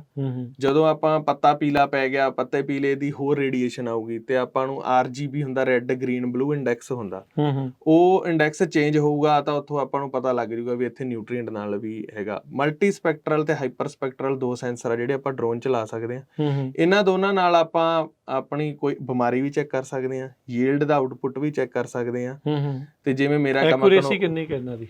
ਇਹਨਾਂ ਦੀ ਐਕੂਰੇਸੀ ਅਗੇਨ ਮਾਡਲ ਤੇ ਡਿਪੈਂਡ ਕਰਦਾ ਹੈਗਾ। ਕੋਈ ਵੀ ਦੋਨੋਂ ਇਕੱਠੇ ਵੀ ਚੱਲਦੇ ਆ ਜਾਂ ਐਟ ਅ ਟਾਈਮ ਇੱਕ ਹੀ ਸੈਂਸਰ ਲੱਗਦਾ ਹੈ ਡਰੋਨ? ਦੋਨੇ ਇਕੱਠੇ ਵੀ ਲੱਗ ਜਾਂਦੇ ਮਲਟੀ ਸਪੈਕਟਰਲ, ਪਰ ਜੇ ਹਾਈਪਰ ਸਪੈਕਟਰਲ ਹੈਗਾ ਫਿਰ ਆਪਾਂ ਨੂੰ ਮਲਟੀ ਤੇ ਜ਼ਿਆਦਾ ਲੋੜ, ਕਿਉਂਕਿ ਮਲਟੀ ਆਪਣਾ 4 ਇੰਡੈਕਸ ਤੱਕ ਹੀ ਦੇਖਦਾ ਹੈਗਾ, ਹਾਈਪਰ ਸਪੈਕਟਰਲ ਮਲਟੀਪਲ ਇੰਡੈਕਸ ਦੇਖ ਲੈਂਦੇ। ਠੀਕ ਹੈ। ਤੇ ਇਹ ਅਗੇਨ ਮੈਂ ਜਿਵੇਂ ਤੁਸੀਂ ਦੱਸ ਰਿਹਾ ਸੀ, ਇਹਦੀ ਐਕੂਰੇਸੀ ਮਾਡਲ ਤੇ ਡਿਪੈਂਡ ਕਰਦਾ ਹੈਗਾ। ਜੇ ਥੱਲੇ ਆਪਾਂ ਐਕਚੁਅਲ ਦੇ ਵਿੱਚ ਪੱਤਿਆਂ ਦੇ ਸੈਂਪਲ ਲੈਬ 'ਚ ਵੀ ਟੈਸਟ ਕੀਤੇ, ਫਿਰ ਡਰੋਨ ਨਾਲ ਚੈੱਕ ਕੀਤੇ, ਇੱਕ ਵਾਰੀ ਫੇਰ ਐਂ ਕੀਤੇ, ਮਲਟੀਪਲ ਟਾਈਮਸ ਆਪਾਂ ਜੋ ਰਿਪੀਟ ਕਰਕੇ ਇੱਕ ਮਾਡਲ ਬਣਾਵਾਂਗੇ ਤਾਂ ਉਹਦੀ ਐਕੂਰੇਸੀ ਆਪਾਂ 80, 70, 90। ਪਰ ਜੇ ਰਿਸਰਚ ਦੀ ਗੱਲ ਕਰੀਏ ਆਪਣੀ 70%, ਹੁਣ ਜੇ ਮੈਂ ਆਡੀਅנס ਨੂੰ ਦੱਸਣਾ ਚਾਹੂੰਗਾ, ਜੇ 70% ਵੀ 80% ਵੀ ਆ ਜੇ ਸਾਡੇ ਲਈ ਬਹੁਤ ਵੱਡੀ ਸਕਸੈਸ ਆ ਉਹ। ਪਰ ਜਿਵੇਂ ਹੁਣ ਆਪਾਂ ਕਾਮਨ ਬੰਦੇ ਨੂੰ ਦੱਸਣਾ ਹੋਵੇ ਵੀ ਸਾਡੀ 80% ਐਕੂਰੇਸੀ, ਉਹਨਾਂ ਨੂੰ ਲੱਗਣਾ ਵੀ 100 ਕਿਉਂ ਨਹੀਂ, ਕਿਉਂਕਿ ਰਿਸਰਚ ਦੇ ਵਿੱਚ ਬਹੁਤ ਚੀਜ਼ਾਂ ਮਲਟੀਪਲ ਇਫੈਕਟ ਹੁੰਦੇ ਆ ਜਦੋਂ ਆਪਾਂ ਕੋਈ ਵੀ ਚੀਜ਼ ਪ੍ਰੈਡਿਕਟ ਕਰਨੀ ਆ, ਪਰ ਸਾਡੇ ਲਈ ਇਹ ਵੀ ਸਕਸੈਸ ਹੈਗੀ। 70-80% ਦੇ ਨਾਲ ਤੁਸੀਂ ਓਵਰਆਲ ਕਿੱਦਾਂ ਅਸਰ ਦੇਖੋਗੇ ਕਿਸੇ ਦੀ ਫਾਰਮ ਦੀ ਆਊਟਪੁੱਟ ਦੇ ਵਿੱਚ? 70-80% ਦੇ ਨਾਲ ਹੀ ਆਪਾਂ ਜੇ ਆਪਾਂ ਸਭ ਤੋਂ ਪਹਿਲਾਂ ਆਪਾਂ ਮਨੀ ਮਾਈਂਡਡ ਹੋ ਕੇ ਦੇਖੀਏ ਵੀ ਜੇ ਆਪਣਾ ਡਰੋਨ ਦੇ ਵਿੱਚ ਇੱਕ ਫਲਾਈਟ ਦੇ ਵਿੱਚ ਜੇ ਬਿਲਕੁਲ ਬੇਸਿਕ ਖਰਚੇ ਦੇ ਨਾਲ ਵੀ ਆਪਾਂ ਆਪਣਾ 80% ਫੀਲਡ ਦੇਖ ਸਕਦੇ ਹਾਂ, ਉਹਦੀ ਮੈਨੇਜਮੈਂਟ ਘਰ ਬੈਠੇ 80% ਨਾਲ ਕਰ ਸਕਦੇ ਹਾਂ, ਤਾਂ ਇਹ ਆਪਣੇ ਲਈ ਬਹੁਤ ਵੱਡੀ ਸਕਸੈਸ ਹੈਗੀ। ਵੀ ਉਦਾਂ ਓਵਰਆਲ ਫਿਰ ਬੰਦਾ ਉਸ ਹਿਸਾਬ ਨਾਲ ਡਿਸੀਜਨ ਲੈ ਲੈਂਦਾ। ਹਾਂਜੀ। ਬਾਕੀ ਜਦੋਂ ਮਲਟੀਪਲ ਹਰੇਕ ਮਹੀਨੇ ਜਾਂ ਹਰੇਕ 6 ਮਹੀਨੇ ਬਾਅਦ ਆਪਾਂ ਜੇ ਸੈਂਸਰਾਂ ਨਾਲ ਦੇਖਦੇ ਰਹਿੰਦੇ ਆ ਤਾਂ ਆਪਾਂ ਨੂੰ ਐਗਜ਼ੈਕਟ ਔਰਚਰਡ ਦੇ ਵਿੱਚ ਜਾਣ ਦੀ ਲੋੜ ਨਹੀਂ ਪੈਂਦੀ ਗੀ। ਡਰੋਨਸ ਦੇ ਨਾਲ ਹੀ ਸਾਰਾ ਕੁਝ? ਡਰੋਨਸ ਦੇ ਨਾਲ ਹੀ। ਹੁਣ ਤਾਂ ਈਵਨ ਕਿ ਡਰੋਨਸ ਨਾਲ ਸਪਰੇਅ ਵੀ ਹੋਣ ਲੱਗ ਗਈ ਆ, ਤੇ AI ਦੇ ਨਾਲ ਜੇ ਆਪਾਂ AI ਡਿਟੈਕਸ਼ਨ ਦੇ ਨਾਲ ਕੁਝ ਟਾਈਮ ਤੱਕ ਇਹਦੇ ਤੇ ਕੰਮ ਚੱਲ ਰਿਹਾ ਵੀ ਜਿਹੜੇ ਪੱਤਿਆਂ ਤੇ ਹੀ ਜ਼ਿਆਦਾ ਬਿਮਾਰੀ ਆ ਉੱਥੇ ਹੀ ਸਪਰੇਅ ਹੋਊਗੀ, ਨਹੀਂ ਡਰੋਨ ਵੈਸੇ ਉੱਡ ਜਾਊਗਾ। ਇਹ ਆਉਣ ਵਾਲਾ ਇਨਪੁਟ ਕਾਸਟ ਦੇ ਉੱਤੇ ਵੀ ਫਰਕ ਪੈ ਜਾਂਦਾ। ਹਾਂਜੀ, ਇਹ ਆਉਣ ਵਾਲਾ ਇੱਕ ਫਿਊਚਰ ਹੈਗਾ ਜੀ। ਤੁਸੀਂ ਉੱਤੇ ਵਰਕ ਕਰ ਰਹੇ ਆ? ਨਹੀਂ, ਮੈਂ 1-2 ਕਾਨਫਰੰਸਿਸ ਲਾਈਆਂ, ਉੱਥੇ ਮੈਂ ਦੇਖਿਆ ਬੰਦੇ, ਪਰ ਜੇ ਹਾਂ ਮੈਨੂੰ ਮੌਕਾ ਮਿਲੇਗਾ ਮੈਂ ਇਸ ਚੀਜ਼ ਤੇ ਜ਼ਰੂਰ ਕੰਮ ਕਰਨਾ ਚਾਹੂੰਗਾ। ਨਹੀਂ, ਬਹੁਤ ਵਧੀਆ, ਜਿਹੜੀ ਚੰਗੀ ਗੱਲ ਆ। ਤੇ ਮੁਸਕਾਨ, ਤੁਸੀਂ ਵੀ ਦੱਸਿਓ ਵੀ ਤੁਸੀਂ ਫਿਰ ਫੰਗਸ ਦਾ ਹੱਲ ਕਦੋਂ ਕੱਢ ਦੇਣਾ ਜੀ ਹੁਣ? ਇਹ ਫੰਗਸ ਦਾ ਹੱਲ ਜਿਵੇਂ ਹੁਣ ਮੈਂ ਤੁਹਾਨੂੰ ਦੱਸਿਆ, ਮੇਰਾ 3ਜਾ ਸਮੈਸਟਰ ਹੈ, ਮੇਰੀ ਇੰਨੀ ਜ਼ਿਆਦਾ ਰਿਸਰਚ ਨਹੀਂ ਸ਼ੁਰੂ ਹੋਈ ਹਾਲੇ ਸ਼ੁਰੂ ਆ ਮਤਲਬ? ਹਾਂਜੀ, ਸਟਾਰਟਿੰਗ ਚੱਲ ਰਹੀ ਹੈ। ਤੁਹਾਡੇ ਕਿੰਨੇ ਹੋਰ ਸਮੈਸਟਰ ਪਏ ਜੀ? ਕੋਰਸ ਵਰਕ ਮੇਰਾ ਸਾਰਾ ਖਤਮ ਹੋ ਗਿਆ। ਡਨ ਹੋ ਗਿਆ? ਹਾਂਜੀ, ਕੋਰਸ ਵਰਕ ਹੁਣ ਮੇਰਾ ਸਿਰਫ ਰਿਸਰਚ ਦਾ ਕੰਮ ਰਹਿ ਗਿਆ। ਇਹ ਆਉਣ ਵਾਲੇ 1 ਸਾਲ ਬਾਅਦ ਇਹਦਾ ਫੰਗਸ ਦਾ ਜ਼ਰੂਰ ਹੱਲ ਮੈਂ ਕੱਢ ਲੂੰਗੀ ਤੇ ਮੈਂ ਦੁਬਾਰਾ ਤੁਹਾਡੇ ਚੈਨਲ ਤੇ ਆ ਕੇ। ਹਾਂਜੀ, ਬਹੁਤ ਵਧੀਆ ਨੇ, ਇਹ ਤਾਂ ਫਿਰ ਬੱਲੇ ਹੋ ਜੂ ਮੁਸਕਾਨ ਦੀ। ਨਹੀਂ, ਵਧੀਆ। ਤੇ ਤੁਸੀਂ ਇਹ ਸਾਰੇ ਜਿਹੜੇ ਗ੍ਰੀਨ ਹਾਊਸ ਦੇ ਵਿੱਚ ਕਰਦੇ ਆ ਜਾਂ ਫੀਲਡ ਜਾ ਕੇ ਵੀ? ਗ੍ਰੀਨ ਹਾਊਸ ਦੇ ਫੀਲਡ ਦੇ ਵਿੱਚ ਨਹੀਂ ਇੱਥੇ ਮੌਕਾ ਮਿਲਦਾ ਜੀ? ਨਹੀਂ, ਹਜੇ ਫੀਲਡ ਵਰਕ ਮੇਰਾ ਸ਼ੁਰੂ ਨਹੀਂ ਹੋਇਆ, ਪਰ ਫੀਲਡ ਵਿੱਚ ਕਰਨਾ ਹੈ। ਮੇਰੀ ਪ੍ਰੋਫੈਸਰ ਨਾਲ ਮੇਰੀ ਗੱਲ ਹੋਈ ਹੈ, ਉਹ ਕਹਿ ਰਹੇ ਸੀ ਇਸ ਸਮਰ ਵਿੱਚ ਆਪਾਂ ਫੀਲਡ ਵਿੱਚ ਜਾਵਾਂਗੇ ਤੇ ਅਲੱਗ-ਅਲੱਗ ਸੈਂਪਲਸ ਵੀ ਕਲੈਕਟ ਕਰਕੇ ਆਵਾਂਗੇ, ਫਿਰ ਕੰਪੇਅਰ ਕਰਾਂਗੇ। ਤੇ ਉਦਾਂ ਕੈਲੀਫੋਰਨੀਆ ਦੇ ਵਿੱਚ ਹੁਣ ਕਿੰਨੇ ਕੁ ਨਰਮਾ ਹੁੰਦਾ ਲੱਗਦਾ ਆ ਕਿ ਕਾਫੀ ਘਟ ਗਿਆ ਹੈ? ਬਹੁਤ ਕਾਫੀ ਘਟ ਗਿਆ, ਅੱਗੇ ਨਾਲੋਂ 15% ਘਟ ਗਿਆ। 15% ਘਟ ਗਿਆ। ਕੁਝ ਆਈਡੀਆ ਹੈ ਕਿੰਨੀ ਕੁ ਏਕੜ ਜਿਹੜੀ ਉਹ ਰਹਿ ਗਈ ਆ? ਨਹੀਂ, ਐਗਜ਼ੈਕਟ ਮੈਨੂੰ ਕੋਈ ਆਈਡੀਆ ਨਹੀਂ। ਉਦਾਂ ਓਵਰਆਲ ਹੋਰ ਕਿਹੜੇ ਸੂਬਿਆਂ ਦੇ ਵਿੱਚ ਜ਼ਿਆਦਾ ਜਿਹੜੀ ਕਾਟਨ ਆਪਾਂ ਦੇਖਦੇ ਹਾਂ ਹੁੰਦੀ ਹੈ ਇੱਥੇ? New Mexico state. New Mexico ਤੇ ਪ੍ਰੋਬਲਮ ਦੋਨਾਂ ਜਗ੍ਹਾ ਸੇਮ ਹੀ ਆ। ਮਿਡ ਵੈਸਟ ਚ ਵੀ ਕਾਫੀ ਕਾਟਨ ਲੱਗਦਾ ਜਿਹੜੀਆਂ ਸਟੇਟਾਂ ਹੈਗੀਆਂ। ਤੇ ਨਹੀਂ, ਉਦਾਂ ਇੱਕ ਚੀਜ਼ ਆਪਾਂ ਦੇਖਦੇ ਹਾਂ ਵੀ ਚਲੋ ਤੁਸੀਂ ਜਦੋਂ ਆਏ ਆ ਇੱਥੇ ਤਾਂ ਇੱਥੇ ਐਗ ਦੀ ਜਿਹੜੀ ਤੁਸੀਂ ਐਜੂਕੇਸ਼ਨ ਲਈ ਆ, ਪਰ ਇੱਥੇ ਫੀਲਡ ਵਾਸਟ ਆ, ਮੌਕੇ ਕਾਫੀ ਨੇ। ਮੌਕੇ ਕਾਫੀ ਨੇ, ਬੰਦਾ ਇੱਥੇ ਸੈੱਟ ਹੋ ਸਕਦਾ ਆ, ਵਧੀਆ ਜਿਹੜਾ ਉਹ ਕਰ ਸਕਦਾ ਆ। ਅੱਜ ਕੱਲ ਜੋ ਇਮੀਗ੍ਰੇਸ਼ਨ ਦਾ ਰੌਲਾ ਜਿਹੜਾ ਉਹ ਚੱਲ ਰਿਹਾ ਆ, OPT ਦੀਆਂ ਦੇ ਉੱਤੇ ਵੀ ਬੜਾ ਰੌਲਾ ਪੈ ਰਿਹਾ ਆ, ਤੇ ਮਨਜੋਤ ਟੈਨਸ਼ਨ ਜ਼ਿਆਦਾ ਤਾਂ ਨਹੀਂ ਲਈ ਬੈਠਾ? ਨਹੀਂ, ਟੈਨਸ਼ਨ ਚਲੋ ਹੈ ਵੀ ਕੁਛ ਹੱਦ ਤੱਕ, ਪਰ ਜ਼ਿਆਦਾ ਵੀ ਨਹੀਂ ਲੈਣੀ, ਕਿਉਂਕਿ ਜੇ at the end of day US ਆਏ ਆ ਤਾਂ ਕੋਈ ਸਕਿੱਲ ਸਿੱਖੀ ਹੀ ਆ। ਇਹ ਆਪਾਂ ਇਨ ਫਿਊਚਰ ਜੇ ਹੋਰ ਕਿਤੇ ਕੰਟਰੀ ਵੀ ਗਏ ਜਾਂ ਇਵਨ ਕਿ ਵਾਪਸ ਇੰਡੀਆ ਵੀ ਗਏ, ਉੱਥੇ ਵੀ ਇੰਪਲੀਮੈਂਟ ਕਰ ਸਕਦੇ ਆ। ਪਰ ਦੇਖਾਂਗੇ, ਹਜੇ OPT ਨਾਲ ਮੈਂ ਕੁਛ ਹੋਰ ਆਪਣਾ ਪ੍ਰੋਸੀਜਨ ਦਾ ਆਪਣਾ ਐਕਸਪੀਰੀਅੰਸ ਐਡ ਕਰਨਾ ਚਾਹੂੰਗਾ, ਤੇ ਈਵਨ PhD ਲਈ ਵੀ ਜਾਣਾ ਚਾਹੂੰਗਾ ਜੇ ਇੱਥੇ ਮੈਨੂੰ ਵਧੀਆ ਓਪਰਚੁਨਿਟੀ ਮਿਲੇ ਤਾਂ। ਨਹੀਂ, ਵਧੀਆ, ਕਿਉਂਕਿ ਆਈ ਥਿੰਕ ਫੀਲਡ ਵਧੀਆ ਆ ਤੇ ਪ੍ਰੋਸੀਜਨ ਜਿਹੜੀ ਹੈਗਾ ਉਹ ਦੈਟਸ ਦਾ ਫਿਊਚਰ। ਇਹ ਆਪਾਂ ਦੇਖਦੇ ਹੀ ਆ ਤੇ ਇਹ ਸਾਰੀਆਂ ਚੀਜ਼ਾਂ ਇਹਦੇ ਵਿੱਚ ਹੈਗੀਆਂ। ਤੇ ਹੋਰ ਕੁਛ ਤੁਸੀਂ ਕਹਿਣਾ ਚਾਹੁੰਦੇ ਆ ਆਪਣੇ ਜਿਹੜੇ ਖਾਸ ਕਰਕੇ ਜੇ ਕੋਈ ਪੰਜਾਬ ਤੋਂ ਦੇਖ ਰਿਹਾ ਆ, ਜੇ ਉਹ ਇਸ ਰਾਹ ਦੇ ਉੱਤੇ ਆਉਣਾ ਚਾਹੁੰਦੇ ਆ, ਵੀ ਉਹ ਵੀ ਦੇਖਦੇ ਆ ਵੀ ਜੇ US ਦੇ ਵਿੱਚ ਆਪਾਂ ਇਦਾਂ ਕਰਨਾ, ਉਹਨਾਂ ਨੂੰ ਕੀ ਤੁਸੀਂ ਕਹਿਣਾ ਚਾਹੁੰਦੇ? ਮੈਂ ਕਹਿਣਾ ਚਾਹੂੰਗੀ USA ਬਹੁਤ ਵਧੀਆ ਕੰਟਰੀ ਹੈ, ਇੱਥੇ ਤੁਹਾਨੂੰ ਬਹੁਤ ਜ਼ਿਆਦਾ ਓਪਰਚੁਨਿਟੀ ਮਿਲਦੀ ਹੈ, ਖਾਸ ਕਰਕੇ ਜਿਹੜੇ ਆਪਣੇ ਐਗਰੀਕਲਚਰ ਬੈਕਗਰਾਊਂਡ ਤੋਂ ਬਿਲੋਂਗ ਕਰਦੇ, ਉਹਨਾਂ ਵਾਸਤੇ ਬਹੁਤ ਵਧੀਆ ਓਪਰਚੁਨਿਟੀ ਹੈ। ਅਲੱਗ-ਅਲੱਗ ਤਰ੍ਹਾਂ ਦਾ ਐਕਸਪੀਰੀਅੰਸ ਮਿਲਦਾ ਹੈ, ਫੀਲਡ ਵਰਕ, ਲੈਬ ਵਰਕ, ਤੇ ਇੱਥੇ ਦੇ ਪ੍ਰੋਫੈਸਰਸ ਵੀ ਕਾਫੀ ਵਧੀਆ ਨੇ, ਰਿਸਰਚ ਵੀ ਬਹੁਤ ਹਾਈ ਹੈ, ਤੇ ਆਪਾਂ ਆਪਦੀ ਕੰਟਰੀ ਨੂੰ ਆਪਾਂ ਜਿਵੇਂ ਇੰਡੀਆ, ਪੰਜਾਬ ਵਿੱਚ ਜਾ ਕੇ ਵੀ ਆਪਾਂ ਉਹਨਾਂ ਨੂੰ ਹੈਲਪ ਕਰ ਸਕਦੇ ਹਾਂ। ਮੈਂ ਕਹਿਣਾ ਚਾਹੂੰਗੀ ਜ਼ਰੂਰ ਆਓ, ਤੁਹਾਨੂੰ ਬਹੁਤ ਵਧੀਆ ਓਪਰਚੁਨਿਟੀ ਮਿਲੂਗੀ ਇੱਥੇ ਆ ਕੇ। ਪੰਜਾਬ ਬੈਠੇ ਆਪਣਾ ਪੰਜਾਬੀ ਭਾਈਚਾਰੇ ਜਾਂ ਕੋਈ ਜਿਹੜਾ ਵੀ ਆਪਣਾ ਐਗਰੀਕਲਚਰ 'ਚ ਇੰਟਰਸਟਡ ਆ, ਤਾਂ ਉਹਨਾਂ ਲਈ ਸਭ ਤੋਂ ਪਹਿਲਾ ਸਟੈਪ ਇੱਥੇ ਆਉਣ ਲਈ ਤਾਂ PAU ਹੀ ਆ, ਪੰਜਾਬ ਐਗਰੀਕਲਚਰ ਯੂਨੀਵਰਸਿਟੀ, ਸਾਡੀ ਅਲਮਾ ਮੈਟਰ। ਆਲਦੋ ਵੀ ਆਪਣੇ ਥੋੜ੍ਹਾ ਜਿਹਾ ਟੈਕਨੋਲੋਜੀ ਦੇ ਵਿੱਚ ਇੱਥੇ ਅੱਗੇ ਆ, ਪਰ ਸਾਨੂੰ ਸਾਡਾ ਜਿਹੜਾ ਬੇਸਿਸ ਆ, ਜਿਹੜਾ ਸਾਡਾ ਫੰਡਾਮੈਂਟਲ ਐਗਰੀਕਲਚਰ ਸਾਰਾ ਉੱਥੋਂ ਹੀ ਡਿਜ਼ਾਈਨ ਹੋਇਆ। ਬਹੁਤ ਹੀ ਵਧੀਆ ਫੈਕਲਟੀ ਆ। ਕੋਈ ਟਾਈਮ ਸੀ ਹਰੀ ਕ੍ਰਾਂਤੀ ਵੀ ਆਪਣੇ ਪੰਜਾਬ ਐਗਰੀਕਲਚਰ ਯੂਨੀਵਰਸਿਟੀ ਨੇ ਉੱਥੇ ਲਿਆਂਦੀ ਸੀਗੀ, ਤੇ ਉਹਨਾਂ ਲਈ ਇਹ ਪਲੇਟਫਾਰਮ ਆ ਵੀ ਬੈਚਲਰਸ ਕਰਕੇ, GRE ਕਰਕੇ, ਇੱਥੋਂ ਦੇ ਜਿੱਥੋਂ ਵੀ ਤੁਹਾਨੂੰ ਇੰਟਰਸਟਡ ਹੈਗਾ, ਕਿਸੇ ਵੀ ਪ੍ਰੋਫੈਸਰ ਨੂੰ ਉਹਨਾਂ ਨੂੰ ਈਮੇਲ ਕਰੋ, ਉਹਨਾਂ ਦੀ ਵੈਬਸਾਈਟ ਤੇ ਗ੍ਰੈਜੂਏਸ਼ਨ ਐਪਲੀਕੇਸ਼ਨ ਭਰੋ। ਈਵਨ ਕਿ 70-80% ਯੂਨੀਵਰਸਿਟੀ ਦਾ ਗ੍ਰੈਜੂਏਸ਼ਨ ਐਪਲੀਕੇਸ਼ਨ ਫੀ ਵੀ ਨਹੀਂ ਲੈਂਦੀਆਂ। ਅੱਛਾ, ਤਾਂ ਤੁਹਾਡਾ ਐਪਲੀਕੇਸ਼ਨ ਭਰਨ ਦੇ ਵਿੱਚ ਤਾਂ ਕੁਝ ਵੀ ਨਹੀਂ ਜਾ ਰਿਹਾ। ਉਹਨਾਂ ਨੂੰ ਭਰੋ, ਈਮੇਲ ਕਰੋ, ਉਹਨਾਂ ਨੂੰ ਅਪਰੋਚ ਕਰੋ। ਜੇ ਉਹਨਾਂ ਨੂੰ ਤੁਹਾਡਾ ਪ੍ਰੋਜੈਕਟ ਤੁਹਾਡੇ 'ਚ ਇੰਟਰਸਟਡ ਆ, ਤੁਹਾਡੇ ਰੈਜ਼ੂਮੇ 'ਚ ਤੁਹਾਨੂੰ ਉਹਨਾਂ ਦੇ ਪ੍ਰੋਜੈਕਟ 'ਚ, ਤਾਂ ਤੁਸੀਂ ਡੈਫੀਨੇਟਲੀ ਮੀਟਅਪ ਕਰੋਗੇ, ਆਪਣਾ US ਵੀਜ਼ਾ ਇੰਟਰਵਿਊ ਦਿਓ ਤੇ ਇੱਥੇ ਮਾਸਟਰਸ ਲਈ ਆ ਜਾਓ। ਈਵਨ ਕਿ +2 ਬਾਅਦ ਵੀ ਤੁਸੀਂ ਬੈਚਲਰਸ ਲਈ ਸਿੱਧਾ ਆ ਸਕਦੇ ਹੋ, ਪਰ ਬੈਚਲਰਸ ਦੇ ਵਿੱਚ ਥੋੜਾ ਜਿਹਾ ਫੰਡਿੰਗ ਇਸ਼ੂ ਹੁੰਦਾ ਹੈਗਾ। ਮਾਸਟਰਸ ਦੇ ਵਿੱਚ ਥੋੜੀ ਰਿਸਰਚ ਨੂੰ ਸੌਖਾ ਫੰਡਿੰਗ ਈਜ਼ੀ ਮਿਲ ਜਾਂਦੀ ਹੈ ਮਾਸਟਰਸ ਵਿੱਚ। ਹਾਂਜੀ, ਨਹੀਂ ਚਲੋ ਠੀਕ ਆ, ਨਾਲੇ ਉੱਥੇ ਵੀ ਬੰਦਾ ਦੁਨੀਆਦਾਰੀ ਸਿੱਖ ਲੈਂਦਾ, ਫਿਰ ਥੋੜਾ ਜਿਹਾ ਫਾਇਦਾ ਹੋ ਜਾਂਦਾ। ਨਾਲੇ ਮਾਸਟਰਸ ਤੱਕ ਆਂਦੇ ਬੰਦੇ ਨੂੰ ਪਤਾ ਲੱਗ ਜਾਂਦਾ ਵੀ ਉਹਨੇ ਕਰਨਾ ਕੀ ਹੈ। ਨਹੀਂ, ਉਹ ਤਾਂ ਹੈ ਹੀ ਆ ਜੀ। ਪਹਿਲਾਂ ਤਾਂ ਬੰਦੇ ਨੂੰ ਹੁੰਦਾ ਵੀ ਪੈਰ ਧਰਾਵਾ ਹੋ ਜਾਵੇ ਤੇ ਫਿਰ ਸਾਰਾ ਕੁਝ। ਪਰ ਹਾਂਜੀ, ਆਪਾਂ ਨੂੰ ਕਰਨਾ ਚਾਹੀਦਾ, ਕਿਉਂਕਿ ਓਵਰਆਲ ਵਰਲਡ ਦੇ ਵਿੱਚ ਵੀ ਦੇਖੀਏ ਜੇ ਐਗਰੀਕਲਚਰ ਜਾਂ ਫਾਰਮਰਾਂ ਨੂੰ ਪ੍ਰੋਫਿਟੇਬਲ ਫਾਰਮਿੰਗ ਘਟ ਰਹੀ ਹੈਗੀ। ਫੈਮਿਲੀ ਫਾਰਮ ਤਾਂ ਹੀ ਤਾਂ ਬਾਹਰ ਹੋ ਰਹੇ ਆ ਸਾਰੇ। ਔਖਾ ਕੰਮ ਆ, ਕਾਰਪੋਰੇਟ ਫਾਰਮ ਟੇਕ ਓਵਰ ਕਰ ਰਹੇ ਆ ਸਾਰੇ ਪਾਸੇ। ਅੱਛਾ, ਇਹ ਜਿਹੜੀ ਹੁਣ ਟੈਕਨੋਲੋਜੀ ਦਾ ਆਪਾਂ ਨੂੰ ਇਹ ਪਤਾ ਵੀ ਉੱਥੇ ਤਾਂ ਥੋੜੀਆਂ ਲੇਟ ਪਹੁੰਚਦੀਆਂ ਇਹ ਸਾਰੇ ਕਾਸੇ ਦੇ ਵਿੱਚ। ਤੁਸੀਂ ਇੱਥੋਂ ਬੈਠੇ ਕੀ ਜੇ ਉਹਨਾਂ ਨੂੰ ਕਹਿਣਾ ਹੋਵੇ ਵੀ ਆਹ ਕੋਈ ਸੰਦ ਜਾਂ ਆਹ ਕੋਈ ਚੀਜ਼ ਜਾਂ ਆਹ ਕੋਈ ਟੈਕਨੋਲੋਜੀ ਅਡੋਪਟ ਕਰਨੀ ਚਾਹੀਦੀ ਆ, ਉਹਨਾਂ ਨੂੰ ਕਿਹੜੀ ਤੁਸੀਂ ਕਹੋਗੇ, ਕਿਹੜੀ ਸਲਾਹ ਦਓਗੇ? ਮੈਂ ਤਾਂ ਟੈਕਨੋਲੋਜੀ ਦੇ ਵਿੱਚ ਇਹ ਪ੍ਰਸੀਜਨ ਐਗਰੀਕਲਚਰ ਦੀ ਗੱਲ ਕਰਾਂਗੇ ਤਾਂ ਮੈਂ ਕਹੂੰਗਾ ਵੀ ਡਰੋਨ ਵਾਲਾ ਕੰਮ ਉੱਥੇ ਸ਼ੁਰੂ ਕਰ ਸਕਦੇ ਆ ਆਪਾਂ। ਠੀਕ ਹੈ। DJI ਦੇ ਡਰੋਨ ਆ US ਦੇ ਵਿੱਚ ਥੋੜੇ ਜਿਹੇ ਨਵੇਂ ਆਉਣੇ ਬੰਦ ਹੋ ਗਏ ਕਿਉਂਕਿ ਚਾਈਨਾ ਵਾਲਾ ਰੌਲਾ, ਪਰ ਉੱਥੇ ਆਪਾਂ ਕਰ ਸਕਦੇ ਆ। ਬਟ ਐਟ ਦੇ ਐਂਡ ਕਿਉਂਕਿ ਆਪਣੇ ਉੱਥੇ ਜਿਹੜੀ ਮੈਨੂਅਲ ਲੇਬਰ ਆ ਉਹ ਸਸਤੀ ਆ, ਈਵਨ ਕਿ ਜਿੰਨਾ ਮਰਜ਼ੀ ਇੰਸਟਰੂਮੈਂਟ ਚੀਪ ਹੋ ਜੇ ਤਾਂ ਉਹ ਆਪਣਾ ਨਾਲੇ ਉਹ ਜਾਂਦੀ ਨਹੀਂ ਨਾ ਦਿਮਾਗ ਚੋਂ ਗੱਲ, ਯਾਰ ਬੰਦੇ ਨੇ ਜਿਹੜੀ ਗੋਡੀ ਕਰ ਲੈਣੀ ਉਹ ਹੋਰ ਤਰੀਕੇ ਨਾਲ ਨਹੀਂ ਹੋਣੀ, ਉਹ ਚੀਜ਼ ਵੀ ਗੋਡੀ। ਪਰ ਜੇ ਕੋਈ ਉੱਥੇ ਵੀ ਫਾਰਮਿੰਗ ਦੇ ਵਿੱਚ ਸਰਵੇ ਵਗੈਰਾ ਕਰਨਾ ਚਾਹੁੰਦਾ ਤਾਂ ਡਰੋਨ ਬਹੁਤ ਇੱਕ ਹੈਲਪਫੁਲ ਟੂਲ ਹੋਊਗਾ। ਤੇ ਸਮਾਰਟ ਇਰੀਗੇਸ਼ਨ ਉੱਥੇ ਹੈ ਆ ਕਿ ਘੱਟ ਆ? ਸਮਾਰਟ ਇਰੀਗੇਸ਼ਨ ਹੀ ਘੱਟ ਆ ਗਈ, ਚੱਲ ਰਿਹਾ ਕੰਮ। ਆਪਣੇ PAU ਦੇ ਪ੍ਰੋਫੈਸਰਸ ਆ ਗਏ, ਅੱਛਾ, ਇੱਕ ਡਾਕਟਰ ਅਜਮੇਰ ਬਰਾੜ ਆ ਗਏ ਉੱਥੇ, ਉਹ ਵੀ ਇਰੀਗੇਸ਼ਨ ਤੇ ਕੰਮ ਕਰਦੇ ਹੈਗੇ। ਹੋਰ ਵੀ ਕਈ ਹੈਗੇ, ਕੰਮ ਚੱਲ ਰਿਹਾ ਹੈਗਾ, ਪਰ ਇੰਨਾ ਇਸ ਲੈਵਲ ਤੇ ਨਹੀਂ ਹੈ ਕਿਉਂਕਿ ਆਪਣੇ ਕੋਲੇ ਇਰੀਗੇਸ਼ਨ ਦੀ ਉਨੀ ਪ੍ਰੋਬਲਮ ਨਹੀਂ ਹੈਗੀ ਉੱਥੇ। ਈਵਨ ਦੋ ਆਪਾਂ ਨੂੰ ਹੈਗੀ, ਆਪਾਂ ਨਜ਼ਰ ਅੰਦਾਜ਼ ਕਰ ਰਹੇ ਹਾਂ ਅੱਜ ਦੇ ਟਾਈਮ ਦੇ ਵਿੱਚ, ਜਿੰਨਾ ਪਾਣੀ ਥੱਲੋਂ ਕੱਢ ਰਹੇ ਆਂਗੇ। ਕਿਉਂਕਿ ਜੇ ਕੁਛ ਟਾਈਮ ਜਿਵੇਂ ਇੱਥੇ ਸਿਗਮਾ ਨੇ ਰੈਗੂਲੇਸ਼ਨਸ ਲਾਏ, ਉੱਥੇ ਵੀ ਇੰਪਲੀਕੇਸ਼ਨਸ ਹੋਣਗੀਆਂ। ਫਿਰ ਆਪਾਂ ਡ੍ਰਿਪ ਲਈ ਜਾਵਾਂਗੇ, ਹਜੇ ਤਾਂ ਆਪਾਂ ਡ੍ਰਿਪ ਵੀ ਨਹੀਂ ਇੰਪਲੀਮੈਂਟ ਕਰ ਰਹੇ ਕਿਉਂਕਿ ਬਹੁਤ ਹੀ ਜ਼ਿਆਦਾ ਪਾਣੀ ਸੇਵ ਕਰਦਾ ਡ੍ਰਿਪ ਇਰੀਗੇਸ਼ਨ ਦੂਜੇ ਨਾਲੋਂ। ਉਹਦੇ ਵਿੱਚ ਵੀ ਨਹੀਂ ਆਪਾਂ ਫਰਟੀਗੇਸ਼ਨ ਵੀ ਨਹੀਂ ਕਰ ਰਹੇ ਪਾਣੀ ਦੇ ਵਿੱਚ, ਫਰਟੀਲਾਈਜ਼ਰ ਤੇ ਮਨਿਓਰ ਐਡ ਕਰਕੇ ਡਾਇਰੈਕਟਲੀ ਆਪਾਂ ਪਾਣੀ ਰਾਹੀਂ ਭੇਜ ਸਕਦੇ ਹਾਂ। ਉਹ ਵੀ ਕਰ ਰਹੇ ਆ, ਪਰ ਥੋੜਾ ਆ। ਪਰ ਆਪਣੇ ਇਹ ਚੀਜ਼ ਜ਼ਿਆਦਾ ਤਾਂ ਔਰਚਰਡ ਦੇ ਵਿੱਚ ਹੀ ਕਾਮਯਾਬ ਆ। ਪੰਜਾਬ ਦੇ ਵਿੱਚ ਔਰਚਰਡ ਹੈ ਵੀ ਘੱਟ, ਫੀਲਡ ਕਰੋਪ ਕਣਕ ਝੋਨਾ ਹੀ ਜ਼ਿਆਦਾ ਆ। ਉਹਦੇ ਤੋਂ ਆਪਾਂ ਨੂੰ ਥੋੜਾ ਜਿਹਾ ਚੇਂਜ ਕਰਨਾ ਪਊਗਾ। ਸਰਕਾਰ ਨੂੰ ਵੀ ਕੁਝ ਇਨੀਸ਼ੀਏਟਿਵ ਲੈਣੇ ਚਾਹੀਦੇ ਆ, ਹੋਰ ਕ੍ਰੌਪ ਜਿਵੇਂ ਨਵੇਂ ਕ੍ਰੌਪ ਇੰਟਰੋਡਿਊਸ ਕਰਕੇ ਉਹਨਾਂ ਦੀ ਚੰਗੀ MSP ਦੇਣੀ ਚਾਹੀਦੀ ਆ।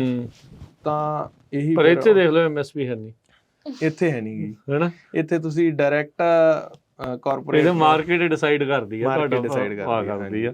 ਪਰ ਇਹ ਆ ਵੀ ਇੱਥੇ ਸਰਕਾਰ ਵੱਲੋਂ ਸਬਸਿਡੀਆਂ ਵੀ ਬਥੇਰੀਆਂ ਨਾਲ ਮਿਲਦੀਆਂ, ਗ੍ਰਾਂਟਾਂ, ਇਹ ਬਹੁਤ ਸਾਰਾ ਕੁਝ। ਚਲੋ, ਬਹੁਤ ਚੰਗਾ ਲੱਗਾ ਤੁਹਾਡੇ ਦੋਨਾਂ ਦੇ ਨਾਲ ਗੱਲਬਾਤ ਕਰਕੇ, ਤੇ ਸ਼ੁਭ ਸ਼ਾਮਾਂ ਤੁਹਾਨੂੰ ਦੋਨਾਂ ਨੂੰ। ਤੇ ਜ਼ਰੂਰ ਵਧੀਆ ਜਿਹੜੇ ਉਹ ਕੰਮ ਕਰੋ। ਤੇ ਇੱਕ ਐਂਗਲ ਆ ਵੀ ਵਿਦਿਆਰਥੀ ਕਿਸ ਤਰੀਕੇ ਦੇ ਨਾਲ ਆਉਂਦੇ ਨੇ, ਕਿਵੇਂ ਉੱਥੇ ਪੜ੍ਹਾਈ, ਕਿਵੇਂ ਇੱਥੇ ਆ, ਤੇ ਕਿੰਨਾ ਕੁਛ ਨਵਾਂ ਸਿੱਖਣ ਨੂੰ ਜਿਹੜਾ ਉਹ ਮਿਲਦਾ ਆ। ਹੋ ਸਕਦਾ ਤੁਹਾਡੇ ਵੀ ਕੋਈ ਰਿਸ਼ਤੇਦਾਰ, ਉਹਨਾਂ ਦੇ ਵੀ ਨਿਆਣੇ ਇਸ ਤਰੀਕੇ ਦੇ ਨਾਲ ਪੜ੍ਹ ਰਹੇ ਹੋਣ, ਜਾਂ ਤੁਸੀਂ ਇਸ ਸਟੂਡੈਂਟ ਵਾਲੇ ਲਾਈਨ ਦੇ ਜ਼ਰੀਏ ਇੱਥੇ ਦੇਖ ਰਹੇ ਹੋਵੋ, ਤਾਂ ਇਹ ਓਪਰਚੁਨਿਟੀਜ਼ ਜਿਹੜੀਆਂ ਉਹ ਅਵੇਲੇਬਲ ਹੈਗੀਆਂ ਆ। ਬਾਕੀ ਕਿੰਨੇ ਕੀ ਸਿੱਖ ਕੇ ਕਿੱਥੇ ਜਾ ਕੇ ਕਿਹੜਾ ਮਾਰਕਾ ਮਾਰ ਦੇਣਾ, ਇਹਦਾ ਪਤਾ ਨਹੀਂ ਹੁੰਦਾ। ਮੌਕੇ ਓਪਰਚੁਨਿਟੀਜ਼ ਕਦੀ ਮਿਲਦੀਆਂ, ਬਟ ਇਹਨਾਂ ਓਪਰਚੁਨਿਟੀਜ਼ ਦੇ ਵੱਲ ਵਧੋ। ਬਹੁਤ ਬਹੁਤ ਧੰਨਵਾਦ ਮਨਜੋਤ ਸਿੰਘ, ਬਹੁਤ ਬਹੁਤ ਧੰਨਵਾਦ ਮੁਸਕਾਨ ਜੀ। ਤੇ ਅੱਜ ਦੇ ਪ੍ਰੋਗਰਾਮ ਅਪਡੇਟ ਫਾਰਮਿੰਗ ਹੁਣ ਆਪਾਂ ਇੱਥੇ ਕਰਦੇ ਹਾਂ ਸਮਾਪਤ। ਸਭ ਨੂੰ ਪਿਆਰ ਭਰੀ ਸਤਿ ਸ਼੍ਰੀ ਅਕਾਲ।